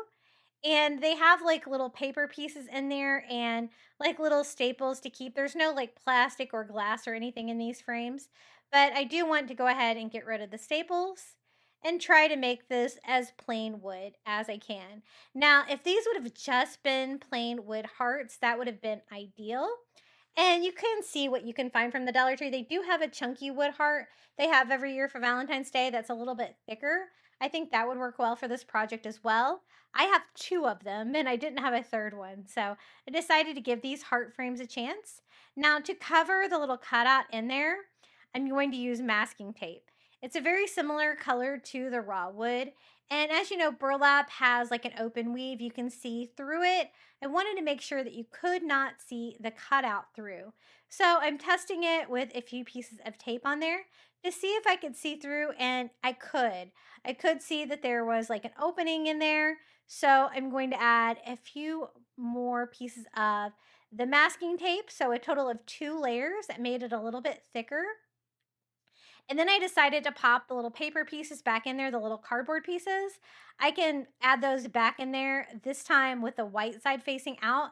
And that will try to, close up that opening so you won't be able to see it through the burlap fabric. So I just glued that piece in on these, white side out. And I went ahead and did it on my other 2 hearts as well. Now I can cover them with masking tape as well. Masking tape works great for wood projects from the Dollar Tree. It paints well, it blends in well. I've used it to make lots of things. Like one time I made an actual 3D farm truck for fall, and I used a lot of masking tape, like in popsicle sticks with that one, and was able to make something really cute. And you can't tell that masking tape was kind of keeping the whole thing together. So I used 3 pieces of tape to cover it completely, and then I would go over each one with like 2 more pieces of masking tape. Now that the openings in these have been covered, we can cover them with burlap. I'm using that same piece of burlap, and I'm going to use one of the Dollar Tree chalk markers to sketch out a heart. I want to make it larger than the shape of the heart frame, so we'll have enough fabric to be able to completely wrap the heart, and we can have little burlap hearts on this sign. And then I went ahead and cut that piece out, and this is how we're going to wrap them. This one I could have made a little bit bigger because I do need to wrap it around the edges, and it was a little close call here, but I kind of started at the bottom, hot gluing that and wrapping the burlap around. Now I did have enough fabric, but it was a little touch and go on this one. So the remaining hearts I did make a little bit bigger. Then I switched to the top of the heart, kind of stretch that burlap material across and keep it nice and tight on the heart. And then we can go in and do the sides. There is a little bit of overlapping to be able to get the curved shapes like that, but I just tried to glue everything down. All of the fraying and any loose pieces of the burlap will all be hidden on the back here where you won't be able to see them. And that turned out really cute. It's exactly what I was looking for. Now, if you wanted to do like your burlap hearts in different colors of burlap or different fabrics, that would be cute too. But I think I'm going to use just the tan burlap material for all of mine. So as you can see, I made this heart bigger, and that did make it easier. It's okay if you have a little bit of excess fabric there on the back, as long as there's not too much. You do want to be able to still glue these little hearts down. So I went ahead and cut that one out too. Those little chalk writers like that from the Dollar Tree, be sure to pick some of those up. I really like the white one, and I use it a lot for crafting materials like this. So you can kind of sketch out a pattern for a simple DIY like this so you know exactly where to cut it down. And I went ahead and wrapped this one. As you can see, I had more fabric there in the back, so it was a little bit easier. And we have our second heart here for our sign. The only thing I'm not really liking about the long board sign from the Dollar Tree is that they're not very thick. And I couldn't find any thicker, like vertical signs from the Dollar Tree. So I am going to frame it to try to make it look a little bit better. You'll see here in the last step. And here is our third and final heart. I cut this one probably even bigger, but I was still able to hide all of the fabric here on the back, just kind of working one section at a time. And you do want to wrap it as tight as you can so it can get all of those curved shapes around the sides of your heart. Now that we have these all covered with burlap, we can add these to our little Valentine's Day sign. I have the ivory, I have the tan burlap texture on here. I'm going to start with the middle one. I thought that would be a little bit easier to center. And I put hot glue here all around the edges at the lowest part, which is basically where the fabric was. And I centered that right on the sign.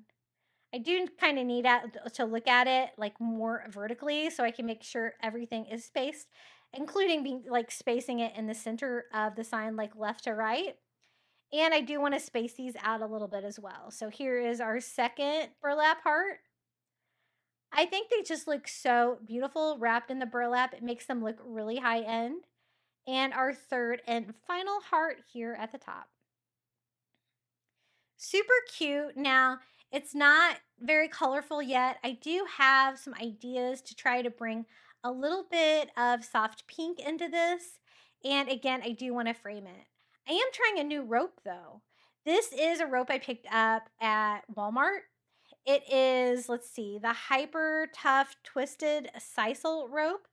And the price on that was around $7, but you're going to get 100 feet of rope.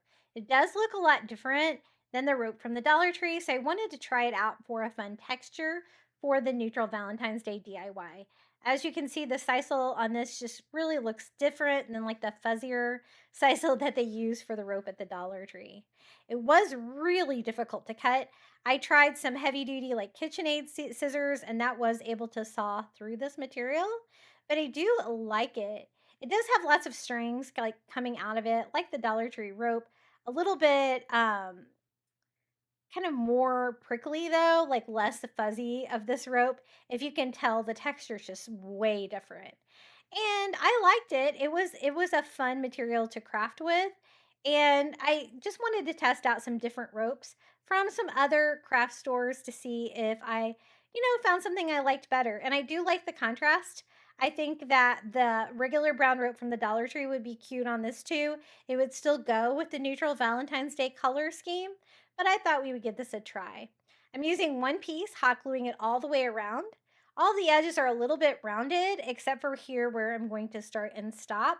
And so I did try to cut this, trim this up, hot glue it here in the corner to give it a little bit more of a curved appearance if I could, and made like that transition blend in a little bit better. Now, burning off the fuzzies with a lighter was definitely the tricky part of this rope. That was the only part of the rope that I didn't like, was that it's so light in material that you could kind of see like when the fibers were burned a little bit. So I did have to trim it with scissors as well, as not all pieces of it burnt out. And as you can see, I have like the stringy material like on the inside of the border as well. So I did have to try to go in there with my lighter and burn that too. And it definitely needed to be done because it made like the rope look a little bit sloppy. And I definitely wanted to, or I think burning is easier than trimming it all off with your scissors, but I did have to go in there with my scissors and trim it up a little bit too. Some of the pieces like just didn't burn all the way down, but I cleaned it up and I like the look of it. It's just a different variety of rope. I decided that the hanger though was just too short, the one that came on it. So I'm going to add my own hanger. I'm just going to take some twine, and I like to bring mine in from the back, knot it on the front. I find that the thinner signs from the Dollar Tree hang flatter against my wall if I go from the back and knot it on the front. So just going to knot it a couple of times to make sure it doesn't come through the holes that we drilled on there. Now for some little pops of soft pink, I decided to use the little wood hearts from the Crafter Square at the Dollar Tree, the little tiny wood hearts, and I thought we could do a pink heart in each corner for a little bit of blush pink. So I'm using this paint sample that I got, which was a very soft pink, but I had to add a little bit more pink to it to make it look pink because it was just super light. And I'm going to simply paint these with a little sponge brush. The paint did like to pool in the center hole of these, so I'm just going to use my Cricut weeder to kind of clean that up. But I thought that would be a fun little touch that I could add to the sign. I like the burlap hearts. I want to leave those alone. I don't really want to add any colors, and I don't really want to add a bow or anything to this sign. So I thought we could do a little pop of pink in each color with these little wooden hearts. So I'm just going to attach these with hot glue, just centering one in each corner, just like that. And I thought that added a little bit of color to this without taking away from the design. Then I decided I could also add maybe some pink beads to the hanger. That would also be another fun pop of pink. So I took some wood beads from the Dollar Tree. I'm going to try to paint these. I just put these on the end of a paintbrush.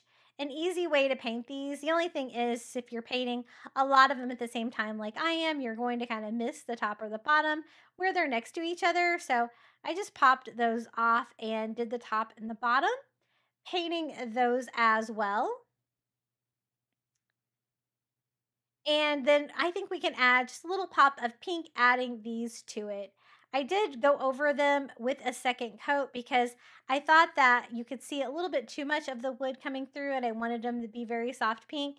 But I'm also trying to be very careful that I don't add too much paint. I don't want any paint to get trapped on the inside of the wood bead and will eventually get on my hanger of burlap twine that I have there at the top. So the paintbrush is a great way to avoid any paint pooling on the inside. And once I got those on there, I'm just going to cut this. I probably should have done this before I attached the new hanger, but the wood beads were a last minute decision here. I'm going to add some here for each side. I went ahead and strung them all on. I did a total of 4. That way I can have 2 wood beads on each side. And then I just popped this back through and retied the twine. I had it plenty long enough before, so I had plenty of material to do that with. And this is how it turned out, our little neutral Valentine's Day heart sign. Super cute, just using any kind of long board sign from the Dollar Tree, especially since you're painting it. It doesn't even have to be the wood one. You could use the black ones as well. And I always have some of those left over in my stash from different seasons. You could also use the wood ones from the Crafter Square. They're kind of a similar size once I cut it down like this. For this DIY, I'm going to use some Dollar Tree thank you cards and this thrifted sign. I get this at Salvation Army on Labor Day for half price, so it was only $1.50. Nice wood sign, and I thought it would be a really cute little shadow box to display some love letters. So I'm going to kind of have it backwards like this. You can always use a Dollar Tree sign as well, or something thrifted or something you don't use anymore. Sometimes I reuse my own signs. And it is green, and so I'm going to paint it this antique parchment ivory color. And since it is a shadow box, I need to paint the inside of it and the inside of the frame as well as the frame itself and the outside. So I'm going to basically be painting everything this ivory color. And I really don't want any of the green to show through. I do want a distressed look, a little bit of a farmhouse vibe on this, but very vintage looking. So I want it more of ivory and like a brown distressing, not a green. And I actually picked up 2 of these signs exactly alike at the Salvation Army for $1.50. So sometimes if you get them on sale, you can get stuff cheaper at the thrift store or about the same price as the Dollar Tree, but sometimes you can get a lot better quality. Like this is made out of real wood, so it's really durable. So I just painted everything inside, outside, and I thought I might as well just paint the back of it as well. It is a Valentine's Day sign, but not something I'm going to be using. So just to make it look more finished, I did paint the back of it that ivory color too. My plan for this is to make a stack of vintage love letters to display inside this little shadow box using some of those thank you cards from the Dollar Tree. You got all 6 of those for like, I guess $1.25. I don't know. The pricing at Dollar Tree confuses me nowadays, but much cheaper than what I could find at Walmart for sure. This is the distressing. I'm just doing a very light dry brush of like a brown paint. This is burnt umber, I think. And then just using a baby wipe to blend that. It really gave it the weathered look that I was going for to make this look old. And I'm going to distress the inside of it as well as the back a little bit, just in case you can see any of the edges behind the love letters. And then if you find that you get it too dark, you can always go back in there with your original color. I went back and distressed it again with a little bit of ivory just to brighten things up a little bit. I'm not going to distress the back, that's fine. And I'm just going to use the envelopes from these little thank you notes. I didn't want to use the thank you cards themselves because both sides have a design on them and I don't want you to be able to see that through the envelope. So I'm just going to use plain copy paper to go inside the envelope for the love letters. I just folded this up to fit inside. A little bit too large for this size envelope, so I am going to have to trim my paper down a little bit here, at least on one side. But I think that'll work really well. It'll make it look full, like there's love letters in there. And we're just going to seal these. So these were the only kind of bulk envelopes I could find at Dollar Tree that had this more traditional shape. And I thought these would work really well. And I love their smaller size. So I'm trying to see how many I need. I don't think I need that many of them. I think I'm going to do a total of 3. And I made them all the same, just adding a couple sheets of copy paper inside to make them look like they are full of love letters, right? I think that's enough to fill it out. So I'm going to take these 3 and we're going to try to age the paper to make it look old. This time I'm using tea. I brewed some tea to make my own stain here. You could probably get a similar effect if you diluted some brown paint or some antique wax by Waverly. It kind of made my envelope fall apart because I got them so wet, but I kind of liked that. The ripped look on the sides would be just what a vintage little love letter would look like, and so I'm okay with that. As you can see, I really saturated these. And that is one of our love letters. Let's do the same technique on this one. I tried to not get this one as wet, but it's still kind of ripped too, so I'm fine with it. I wanted a lot of aging on this, and I really wanted that tea to soak in. Now I'm going to have these stacked together, so I want the most distress to be on this outer envelope. So I actually took a tea bag and actually used the tea bag itself to stain it. That way I could get some darker areas from the tea and really make this look old and weathered. That gave me a really cool effect. I'm going to do that here on both sides of our envelope. Now, these are really wet. I did blot them a little bit with a paper towel, but I'm going to have to use my heat gun to go in here and dry these. I have lots of layers of paper, but I'm glad I added the letters first inside, the faux letters, because there would be no way to get them in the envelopes at this point because the envelopes are so fragile. Now I want to tie them off into a bundle, so I'm going to take some twine and wrap that around 2 times here, horizontal, and then tie that and kind of go the other way, kind of like you're wrapping books. I went around 2 times this time, and I also left enough twine on there so I could tie this off and do a cute little bow. I want to kind of cross everything so it ties everything off here tightly. And they look like just a little bundle. They look so cool. So I just tied everything together like that. And then I thought I could hang some hearts here from the twine. So let's cut these down. And I have 2 of the little wood hearts from the Dollar Tree. Just the like standard heart, the really small ones.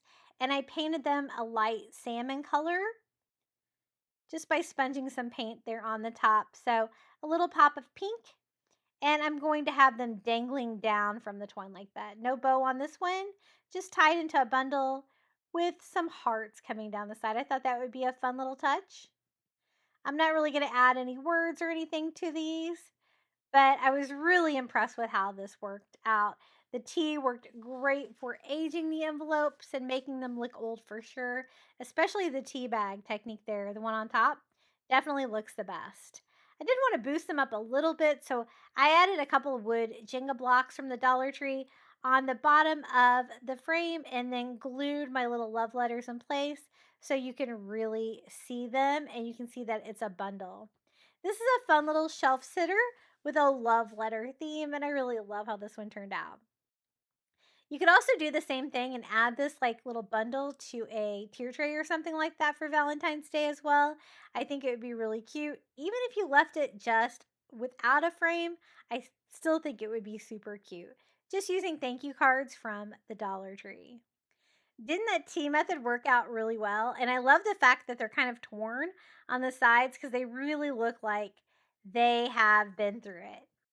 For this DIY, I thought we could do a neutral Valentine's Day vase using a glass bottle from the Dollar Tree and some of the Dollar Tree florals.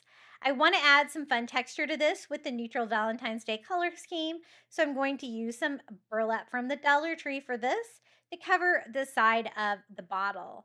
This is a glass bottle from the Dollar Tree. It's one of the light up bottles, but it's kind of very similar to like a glass soda bottle. You could always use that as well, or like a thinner vase. You're not going to need something super big because we're only going to use like one bunch of the Dollar Tree flowers. Since Dollar Tree has increased their prices on florals, I've tried to limit my flower consumption a little bit. Now, I don't want a lot of burlap, so what I did was I found out how big I wanted it to be. I pulled one strand of the burlap. It gives you this great lane here to be able to cut a perfect straight line in your burlap. So that's definitely an important hack when you're working with burlap. It works really well. I'm going to kind of straighten up my side here too. As you can see, it was kind of crooked, so I just peeled off some of the excess material there and cut that straight too. And we can cover the bottle. I love the decorative glass bottle, so I didn't want to cover up any of that. So I made my burlap the right size to be able to cover the part there of just the glass. I pulled another strand so I'd be able to cut a straight line right there in the burlap, and I'm going to have enough to, I think, overlap it slightly here on the back. I just attached it with a little hot glue, and we're just going to make a little burlap sleeve here for this bottle to make it into a really cute little neutral Valentine's Day vase. I just glued the burlap to itself once I glued the first part onto the glass directly, and I think that looks pretty good. I wanted to add like a few hearts to the front of it, but I wanted like a really tiny heart. And I was able to find these little wood cutouts at my Dollar Tree, and I saw some hearts in there. So I went ahead and picked these up. These were also just Crafter Square items, kind of a miscellaneous items that you see sometimes at Dollar Tree, sometimes store specific though. And I'm going to just have three of them, I think, going down the bottle. They're very similar to the ones from the Valentine's Day aisle, maybe a little bit smaller. I'm going to hot glue them on, leaving them just natural wood. It goes perfect for the neutral color scheme on this, and it's a fun decoration for the front of our vase. So I think the vase is ready to go. Definitely neutral Valentine's Day, but the pop of pink is going to come from these beautiful roses that I found from the Dollar Tree. Now, these are already together here on a bunch, and I'm going to leave them like that. I don't really like the green leaves on these though. They don't really go with the neutral color scheme. They're just too dark. So what I did was I just popped off all of my roses and pulled the leaves off. And I'm going to replace the greenery with some of the lamb's ear from the Dollar Tree because it is a soft enough green color to go with the neutral Valentine's Day color scheme. I am going to leave them all still together like this. I think I will be able to add this to the vase, add lamb's ear to it too to look like the greenery and make it look fuller. The only thing I didn't really like is the way the stems looked inside the glass bottle because you could see through. So we will add some material to that as well. I had a little scrap piece of lamb's ear here, and then I also had one branch of it. And I think I should be able to work it in between the roses like that to replace the greenery and give me that really soft color scheme. For this one, I want two branches, so I'm going to try to cut them evenly. So this one I can cut like right here. It's already kind of long. And then I can use kind of the longer stem here to make this one long as well. And I'm just cutting those with the pet nail trimmers from the Dollar Tree. They work great for wire and for greenery like this from the Dollar Tree. I did notice that some of the leaves were bent up, and whenever that happens on my DIYs, I like to give them a quick iron. I like to use my heat gun. You could also use like a blow dryer for this. And you can flatten these out and just make them look a lot better because sometimes they really get bent up, either in storage at Dollar Tree or however you store your florals. So I'm going to add the greenery here and kind of arrange it a little bit. That's when I was like, I like that the burlap is covering most of the vase, making it look really pretty, but I didn't really like the fact that you could see like the different stems on those. So let's go ahead and add some Dollar Tree sand to this. I'm going to use white sand. You could always use tan for this as well too. Either one would look great. And I'm using one of the little craft funnels from the Dollar Tree to easily add this. I always have this on my crafting station, one of these craft funnels. They make sand and like smaller items like that just so much easier when you have a little funnel to use. And then we're going to add the florals. Now it does take some arranging to get the greenery like right where I want it to make it look like it's part of the roses. And so I'm just going to kind of add those to that. And here is my little third bunch of greenery. I think I need all three to make it nice and full, but I noticed that you could still see the stems, so I don't think I added enough sand. So I'm going to try to add a little bit more here. So I left the florals all kind of together. Added more sand to my bottle, maybe too much, but then I decided it might be a little bit easier to arrange these if I did them in individual pieces. So that's what we're gonna do. I added my flowers back to the vase and added all of my greenery. And really, the only time consuming project of this was messing with my florals to try to get them just right. But I'm so glad that I ended up replacing the greenery with the lamb's ear. It's so soft and fuzzy. I think it's really pretty. And this little vase turned out so romantic. It's neutral Valentine's Day, but it's almost a little bit French country too, which is a really fun theme to do for Valentine's Day as well. I did a video like that last year here on my channel. Now I'm going to add the sand all the way to the top. I'm still using the funnel. That way it covers all of the stem and you won't be able to see any of that in there. And this DIY is complete. Really easy. I love the soft pink color of the roses. I think they're perfect for Valentine's Day. I love the burlap on the front with the little wood hearts. Super cute. And I think those flowers actually look pretty high end from being from the Dollar Tree. I really love the lamb's ear. We have our glass bottle down here from the Dollar Tree filled with sand all the way to the top, and the burlap and the wood hearts on the front of it. Really pretty. A lot of these things are going to look great displayed together in a Valentine's Day display. For the next DIY, I have a thrifted sign, and I picked up some contact paper from the Dollar Tree that I thought would look like aged paper. So I got this half price at the Goodwill store, and I'm just going to remove the rope. I love the fact that it's made out of wood. It's nice and large. I wanted to see if I could make a giant love letter sign out of this using that cheap contact paper from the Dollar Tree. So this had like twine wrapped around it to hang stuff on it and lots of staples. So I'm going to go ahead and remove all of those. And this was like a personalized sign that somebody had donated to the thrift store. And it does have a little bit of engraving on it. So it would be funny if whoever owned this actually saw this. It's got names on it and everything. But since there is a little bit of engraving, I went ahead and filled that in with some spackles so it's not super noticeable when I go to wrap this with a couple layers of that contact paper. I saw that contact paper and I said, ooh, this looks like old aged paper. This is another fun way to try to get that look for a love letter or an envelope. We're going to do an envelope with this sign, which I think the rectangular size is perfect for this. I was really impressed with how this turned out. I wasn't sure how that contact paper would work because it is $1.25. It's pretty inexpensive. But as you can see, it definitely looks like aged paper. I'm going to go ahead and open this up. The first thing I'm going to do is cover the entire sign with it for my first layer of the envelope. So let's go ahead and make this a little bit bigger than what I need and simply peel and stick this on here. It is a little bit too wide, so let's cut down some excess material over here. I'm probably going to need this piece. And then there wasn't as much on there as I thought. Like I used the entire roll. So make sure you have a full roll if you're going to be doing a large envelope sign like this, and simply peel and stick. The great thing about this, if you don't get it on there perfect the first time, it is repositionable. You can pull it back up and stick it back on there without any problems. I went ahead and scraped this on to make sure I had full adhesion to the boards. It is a board sign, so I do have the individual parts on this layer of the envelope, but I'm fine with that. Now I made it larger so it would kind of overlap every edge. I'm just using my sanding sponge to cut that down a perfect size.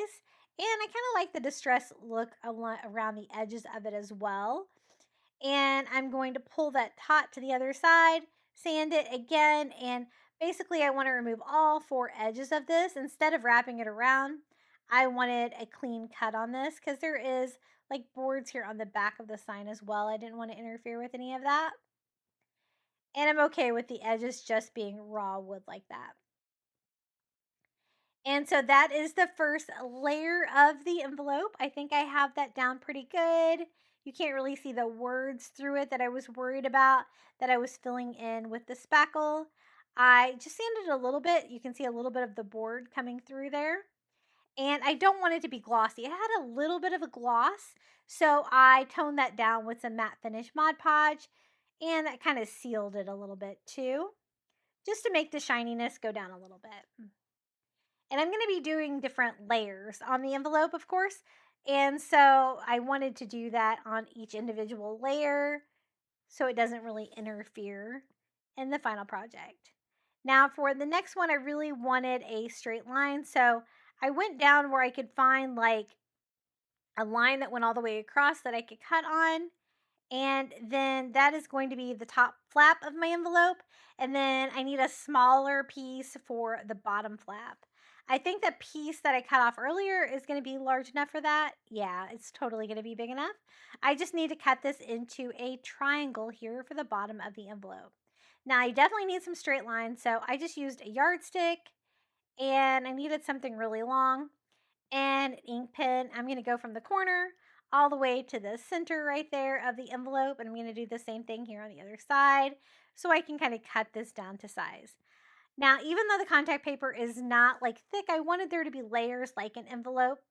And I will kind of define the edges of this so it'll make it a little bit more obvious.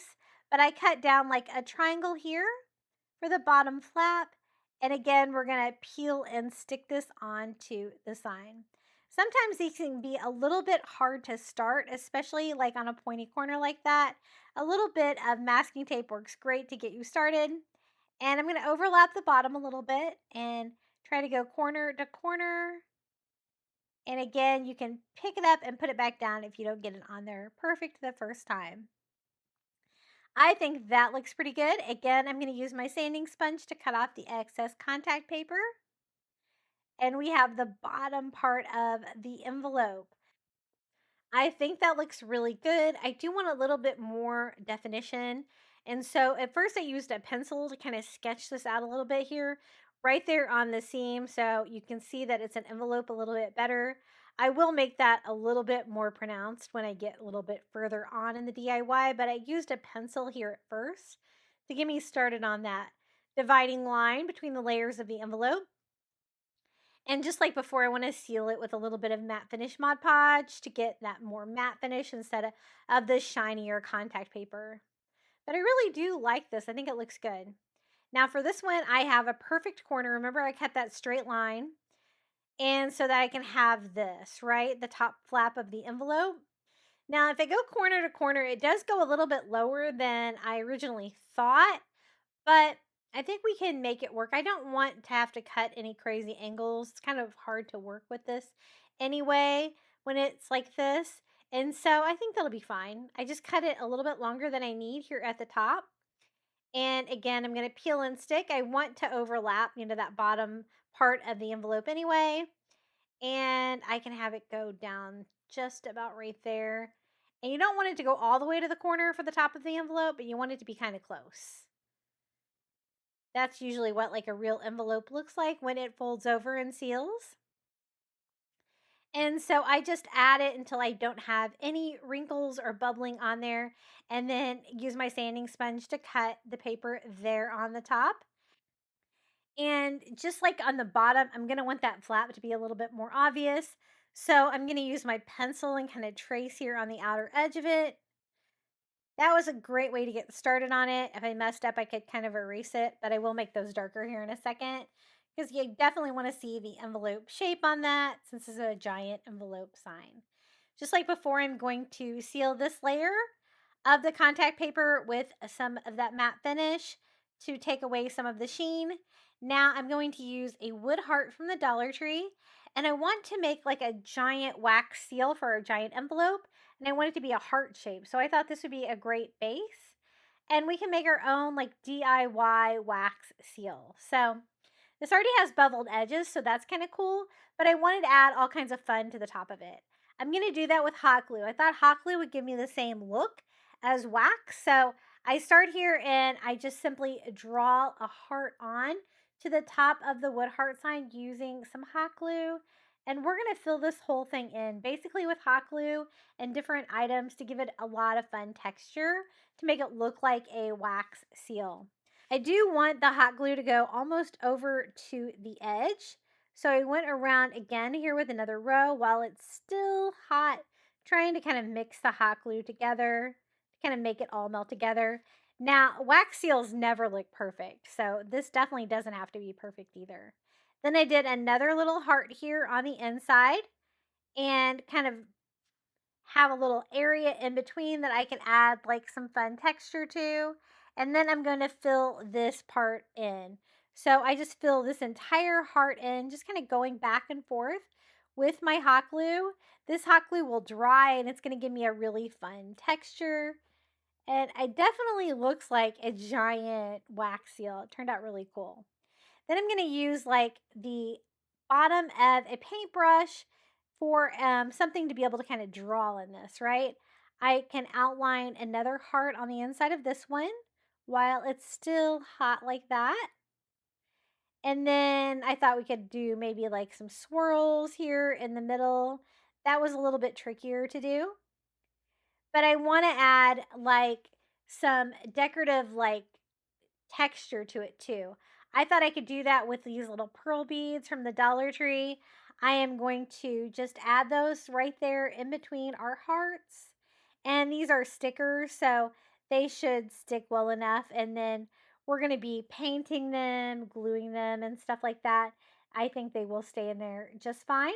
I just went around and highlighted the entire heart with those. That gave me a great texture. And we're going to paint everything too. I wanted to bring in a little bit of pink, so we're going to make this pink. I also made a little heart here on the inside, just a very simple little heart. 3 on one side, 2 on the other, and then like 1 in the middle part of the heart to give a little texture to that too. I'm going to go ahead and pop that in the fridge to make sure that hardens up quickly.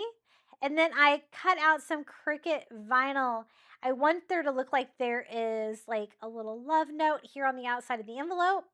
So I cut this out of black vinyl and it just says I love you in a hello font. And I do have the SVG for this too if you'd like to recreate on your Cricut.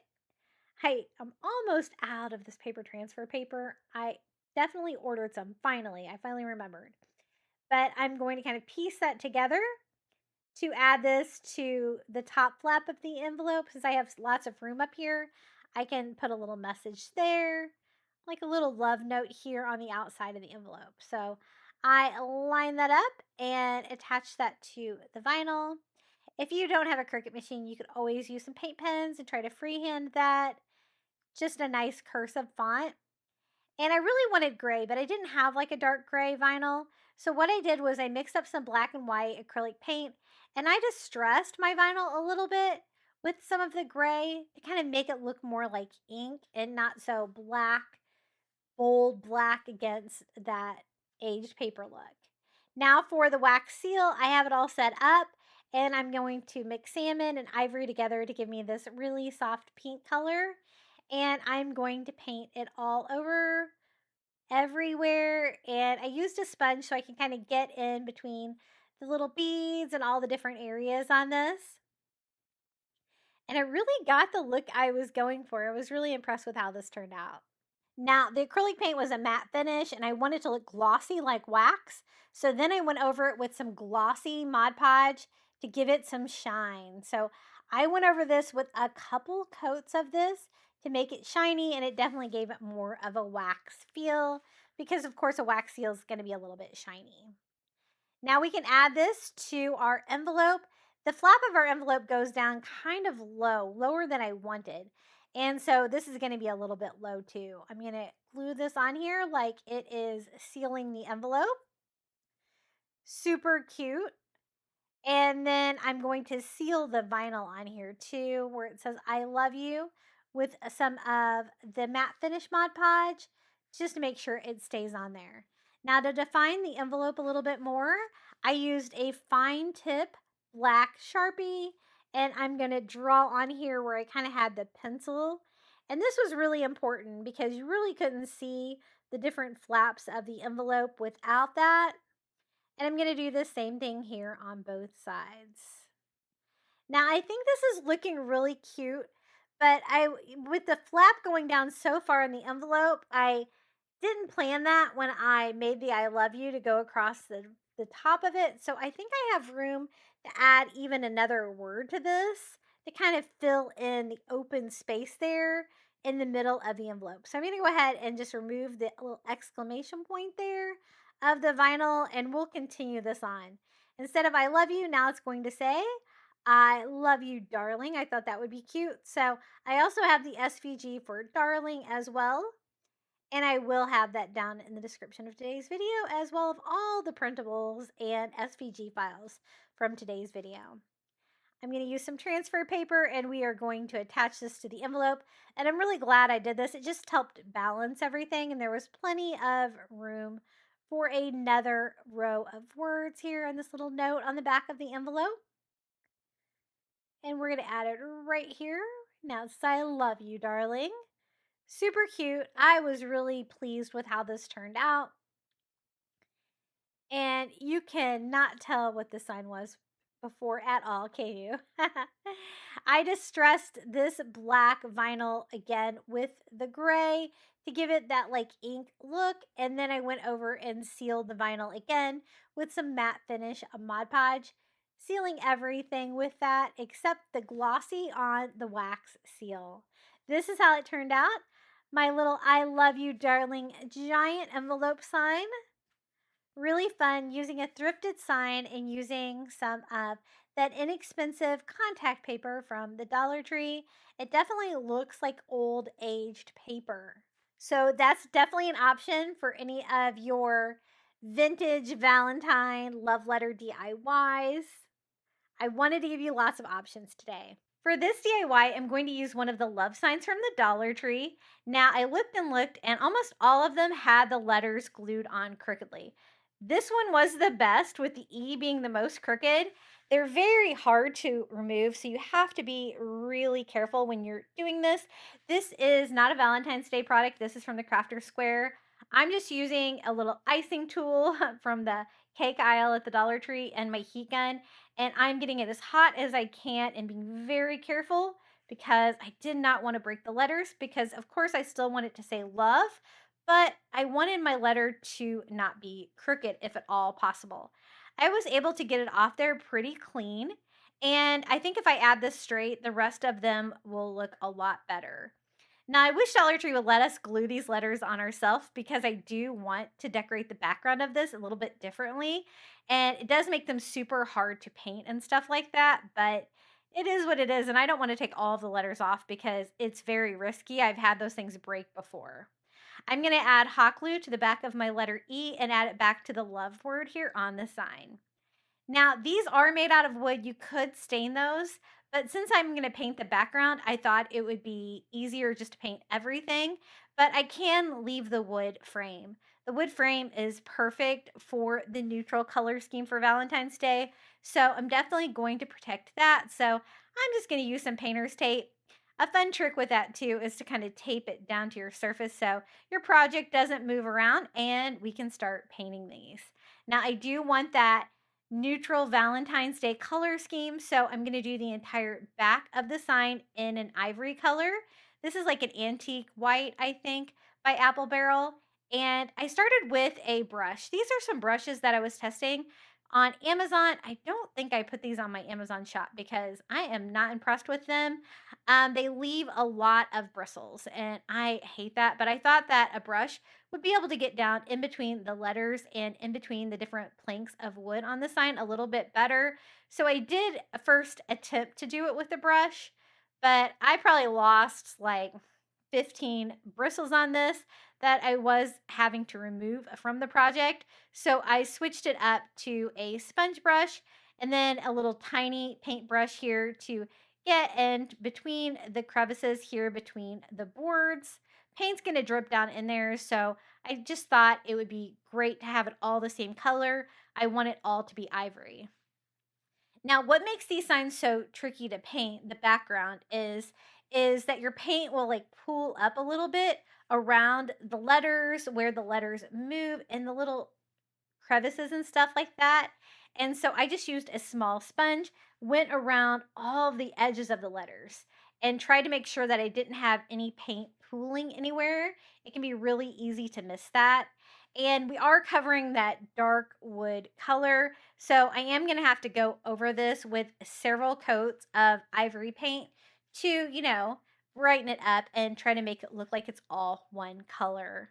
I originally wanted to do a spackle texture on the back of the sign, but having the letters glued onto the sign like that, I thought that was going to make it so complicated. So I decided just to do paint on the back of it. I dried it. You could still see a few areas, so I'm just going to go in and touch up any areas where I could see a little bit of brown coming through. But I think that looks pretty good. So now we have the wood frame, we have the ivory back on this, and then we can do the love letters in another color. I did paint them ivory just because it's kind of impossible not to get paint on them. And then I'm going to go over it with a blush pink. I got a paint sample from my hardware store, and I think this was Delicioso or something like that. Very, very, very, very soft pink, but it was way too soft. So I'm going to add a little bit more pink to it to give it a little bit more of a pink. Sometimes the pink can be so light that you can't really tell the difference between that and the ivory, right? So I added some more pink, kind of made a custom color here. And I'm using one of those little sponge brushes to carefully paint my letters. I was trying not to get any on the background that I just painted white, and so I was being very careful and using a small brush for this. I did pretty good and I was pretty confident until I got to the E, and then of course I got a little bit of paint on it there, but I was able to clean that up pretty easily with a baby wipe, and I'm going to touch it up with a little ivory so you won't be able to tell. But as you can see, it is still neutral Valentine's Day because the pink is so soft. Let's go ahead and remove the painter's tape. This did a pretty good job protecting our frame. I just had a little bit of paint here that I needed to clean up. Now, I did want to add a little texture to this, so I'm going to add a little burlap heart. I thought that would be cute. I'm just going to cut a little scrap piece of burlap here using some Dollar Tree burlap and a Dollar Tree little wood heart. This is one of the little wood hearts that come in the packages with the Valentine's Day stuff. And I am going to put a rather thick coat of Mod Podge on here and just glue directly the square of burlap on here. And then I Mod Podged over the top of it to make sure that it lays flat and it glues on. That will dry clear. Once I get it dry with my heat gun, then I can go in and cut it. This is going to seal the burlap and prevent any fraying around the edges. It was a little tricky to get right here in the middle of the heart, but it looks woven. It looks so cool like that. And then I'm just going to hot glue it here in the corner so I don't really cover up the word, just a fun little burlap accent. Then I thought it would be fun to add a few wood beads to the hanger just to dress it up a little bit. This was the hanger that was already on the sign. So I'm just going to go ahead and remove the staple from one side. I can use the existing twine, and then I can just add more wood beads to it. Sometimes I don't like too many wood beads on there. I think 6 is going to be fine. That way I can do like 3 wood beads on each side. And I'm just using the natural wood because I really wanted to keep that neutral color scheme on this one. So let's add all 6 beads. And then I'm going to go in here with my staple gun, make sure that I get it on the frame, using some shorter staples to be able to glue that on there. I didn't have really enough room to knot the twine, so I just made sure it was attached with a little hot glue here on the back as well. And this Valentine's Day sign is complete. This looks so cute. The advantage of the neutral Valentine's Day color scheme is that it's going to go with really whatever decor you have, and it's not going to clash with things. This is how it turned out, our little love sign. I really love how it turned out. The colors are perfect, and the little burlap heart there just finishes it off, and it was really so easy to make. Just a little bit of painting there on the sign itself. But this was a fun DIY using the love sign from the Dollar Tree. For the next one, I'm going to take a Dollar Tree 8x10 frame. I love this one because it's wood. And I want to make like a shadow box holding a love letter. So I think I can make a shadow box out of this by using 2 pieces of glass. I do have some 8x10 glass left over from another DIY where I used a frame, but I didn't use any glass. So I will use that in this project. And I want the frame to look really cute. So I want it to look like a wood beaded frame, So I'm going to use some of these little pearl stickers from the Dollar Tree, the little beaded stickers. It doesn't really matter what color, but I want an ivory look to this, so I think that these will be easy enough to paint. And right here on the edge of the wood frame, like there's a little wood piece that sticks out, I'm going to add the beads right there. This turned out so good. This was exactly what I wanted. I couldn't find any like 8 by 10 like wood or wood look beaded frames at the Dollar Tree, only small ones. So this was a fun option. These are stickers, so I just peeled and stuck these on, and they seem to stick pretty good. So I think that they'll be fine, especially when I paint these on. I wanted to do an ivory paint on this, kind of a distressed look. And since they're already wood, that should be really easy to do. Just not painting it all the way, letting some of the wood come through the ivory. And so I just worked my way around the entire frame with the beads and beaded this. I thought this was a fun option because you could have like an old love letter. I'm going to do a printable love letter that I'll share with you that we can encase inside the shadow box. So I'm using the antique parchment ivory paint here, and I'm using a brush so I can go in between each one of the little beaded stickers to make sure I get enough paint in there. And I don't want them to be pearl. I want them to be this ivory color. And don't forget the insides and the outside of your frame as well. And I'm just going to do one coat because, again, I do want a little bit of that wood grain to come through. It's going to save me from having to distress this, and it gave me a really nice finish. And again, definitely one of my favorite frames. I love the fact that these are really made out of wood. A great inexpensive find from the Dollar Tree. So we have all 4 sides painted, and I can kind of try to show you that like distressed look that comes with that. I think that looks really good. And now we can go about putting this together. I wanted to actually take the letter and put it on something. So I'm going to actually put it onto the glass. Again, I'm going to be using 2 pieces of glass in this 8 by 10 frame to encase it. This gives me a perfect back, and without having to attach it to that back that has the cardboard on it, because that little holder that makes it stand up gets in the way a little bit. So I'm going to cut this down to size. I cut it exactly the same size as the glass. And I made the love letter smaller where it has like kind of torn edges.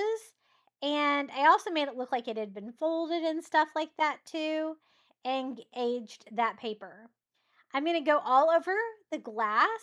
And just like I'm DIYing a canvas when I do a printable and I do it on the glass, I'm going to do the same thing.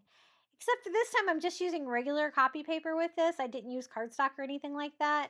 I just used matte finish Mod Podge all over the glass and laid our love letter right here on top. I tried to make all of my love letters today say something different, so they're all a little bit unique. And then I am going to seal this. Once I have it dry, I just went over it with another thin coat of Mod Podge. And I wanted to make sure that it was dry first so I don't get any bubbling, since I am just using regular paper for this. But it gave me a really great surface for this. Man, I am almost out of a voice. I'm an hour in. I hope my voice holds out. I'm going to go ahead and add this to the frame. The reason I'm adding it now without the glass on the front is because I want to try to make this almost look like it is matted. So I'm going to try to DIY a little mat to go on the inside of the frame. And I also wanted to add one of the little wood lips from the Dollar Tree to make it look like it's sealed with a kiss. I'm going to make the color a little bit of a lighter pink and go in here and paint this. I do end up making this more of the salmon color because that is the color that I'm going to use to make this look like it's matted. Now you don't have to use the matte, but I wanted a little bit of color just with the pink lips on there and the letter and the ivory frame. Very neutral. Now if you want neutral Valentine's Day, you can just stick with that, but I wanted a little pop of color. And I found this velvet ribbon at the Dollar Tree that's this perfect salmon color. I think this is going to be great. I cut a piece that can go from the top to the bottom, and I'm going to do that for both sides. And then I can kind of fill in the gap. I don't really want to overlap the ribbon, But this is a really fun texture. And one reason why I had to put it in the frame first before I added this is because I needed to know exactly where to place this onto our little canvas. So I'm going to go ahead and do the one on each side. I thought it would be easiest to attach this with just some tacky glue. So I'm going to use some tacky glue from the Dollar Tree on the back of this. And I don't want to use too much, so I'm going to use like a paintbrush to kind of spread the glue out and like simply sit this onto our side here. You can still kind of see the edges of the paper, but it gave me a pop of color that I was definitely looking for. I'm going to do the same thing here on all four sides and just attaching these to this. Now, you could do it just like this and not put the glass on the front, but again, I wanted a little bit of a shadow box effect, like something was preserved behind glass. So again, I have another 8x10 glass from another Dollar Tree frame that I'm going to put over this once I get it matted. And I really am glad I found that ribbon. It is the perfect color of salmon pink, and it totally inspired me on today's DIYs. A little bit of pink goes a long way. Then I decided to update the lips to make them a similar color. So I'm going to mix together like some salmon and some ivory until I can kind of get like a similar shade. And I thought the lips on there was really fun. This one says, "My dearest, with all my heart, I love you forever." I thought that was really cute. Now let's go ahead and pop the other glass in here. You're going to want to make sure to clean it because of the shadow box effect. If there's any dirt in there, you're definitely going to be able to see it. So I'm going to go ahead and clean it with some glass cleaner. Make sure it's really clean before I put the whole thing together. And this has a stand on it. You can also hang this up if you like. I think I'm going to use the stand on mine to decorate for Valentine's Day. And I love the vintage Valentine's love letter theme. I think it turned out so cute. Isn't that so cute? A little preserved letter, another love letter option. Supplies are from the Dollar Tree on this one, and I can stand it up just like that. As you can see, the weathering looks so good there on the frame just by using one coat of ivory paint and brushing in the same direction as the side of the frame. But I thought this turned out really cute. It's signed "Forever Yours" with a little kiss on there, and Paris, France. I thought that would be fun too. Definitely a very romantic city, one of my favorite places. And that was 17 of the Valentine's Day DIYs I've made this year on my channel. Let me know down in the comments below which one was your favorite, or just come say hello. I love reading all of your comments. You can find me at Crafty Beach on YouTube on all social media. And this is a QR code if you would like to buy me a coffee. Thank you and enjoy the final reveal.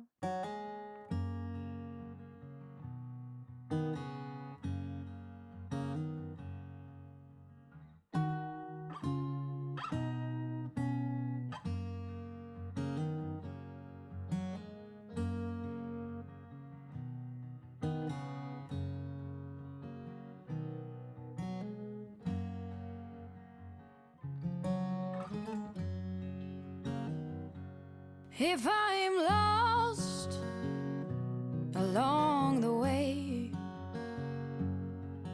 if I wander off onto a different trail, will you forgive me if I fail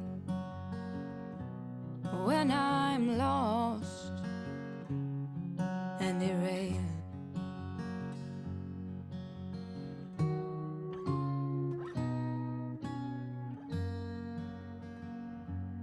If I cry when I'm blue,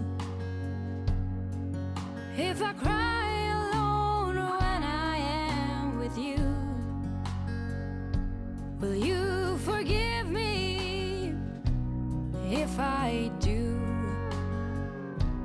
If I cry when I'm blue,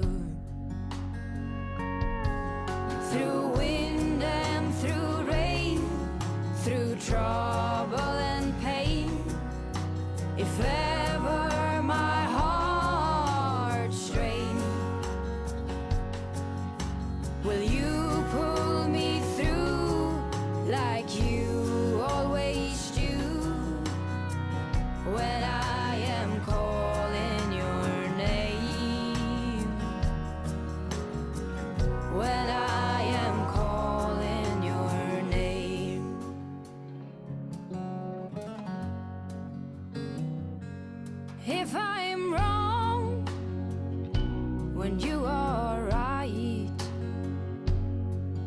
If I'm only seeing things in black and white, will you forgive me tonight? If I'm wrong and you're right, through wind and through rain, through trouble and pain, if ever my heart strained,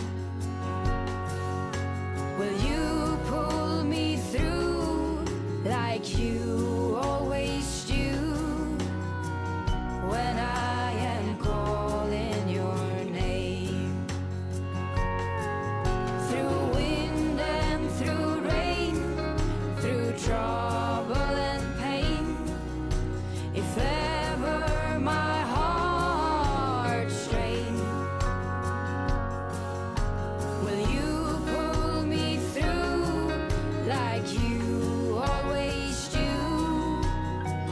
when I am calling your name? When I am calling your name.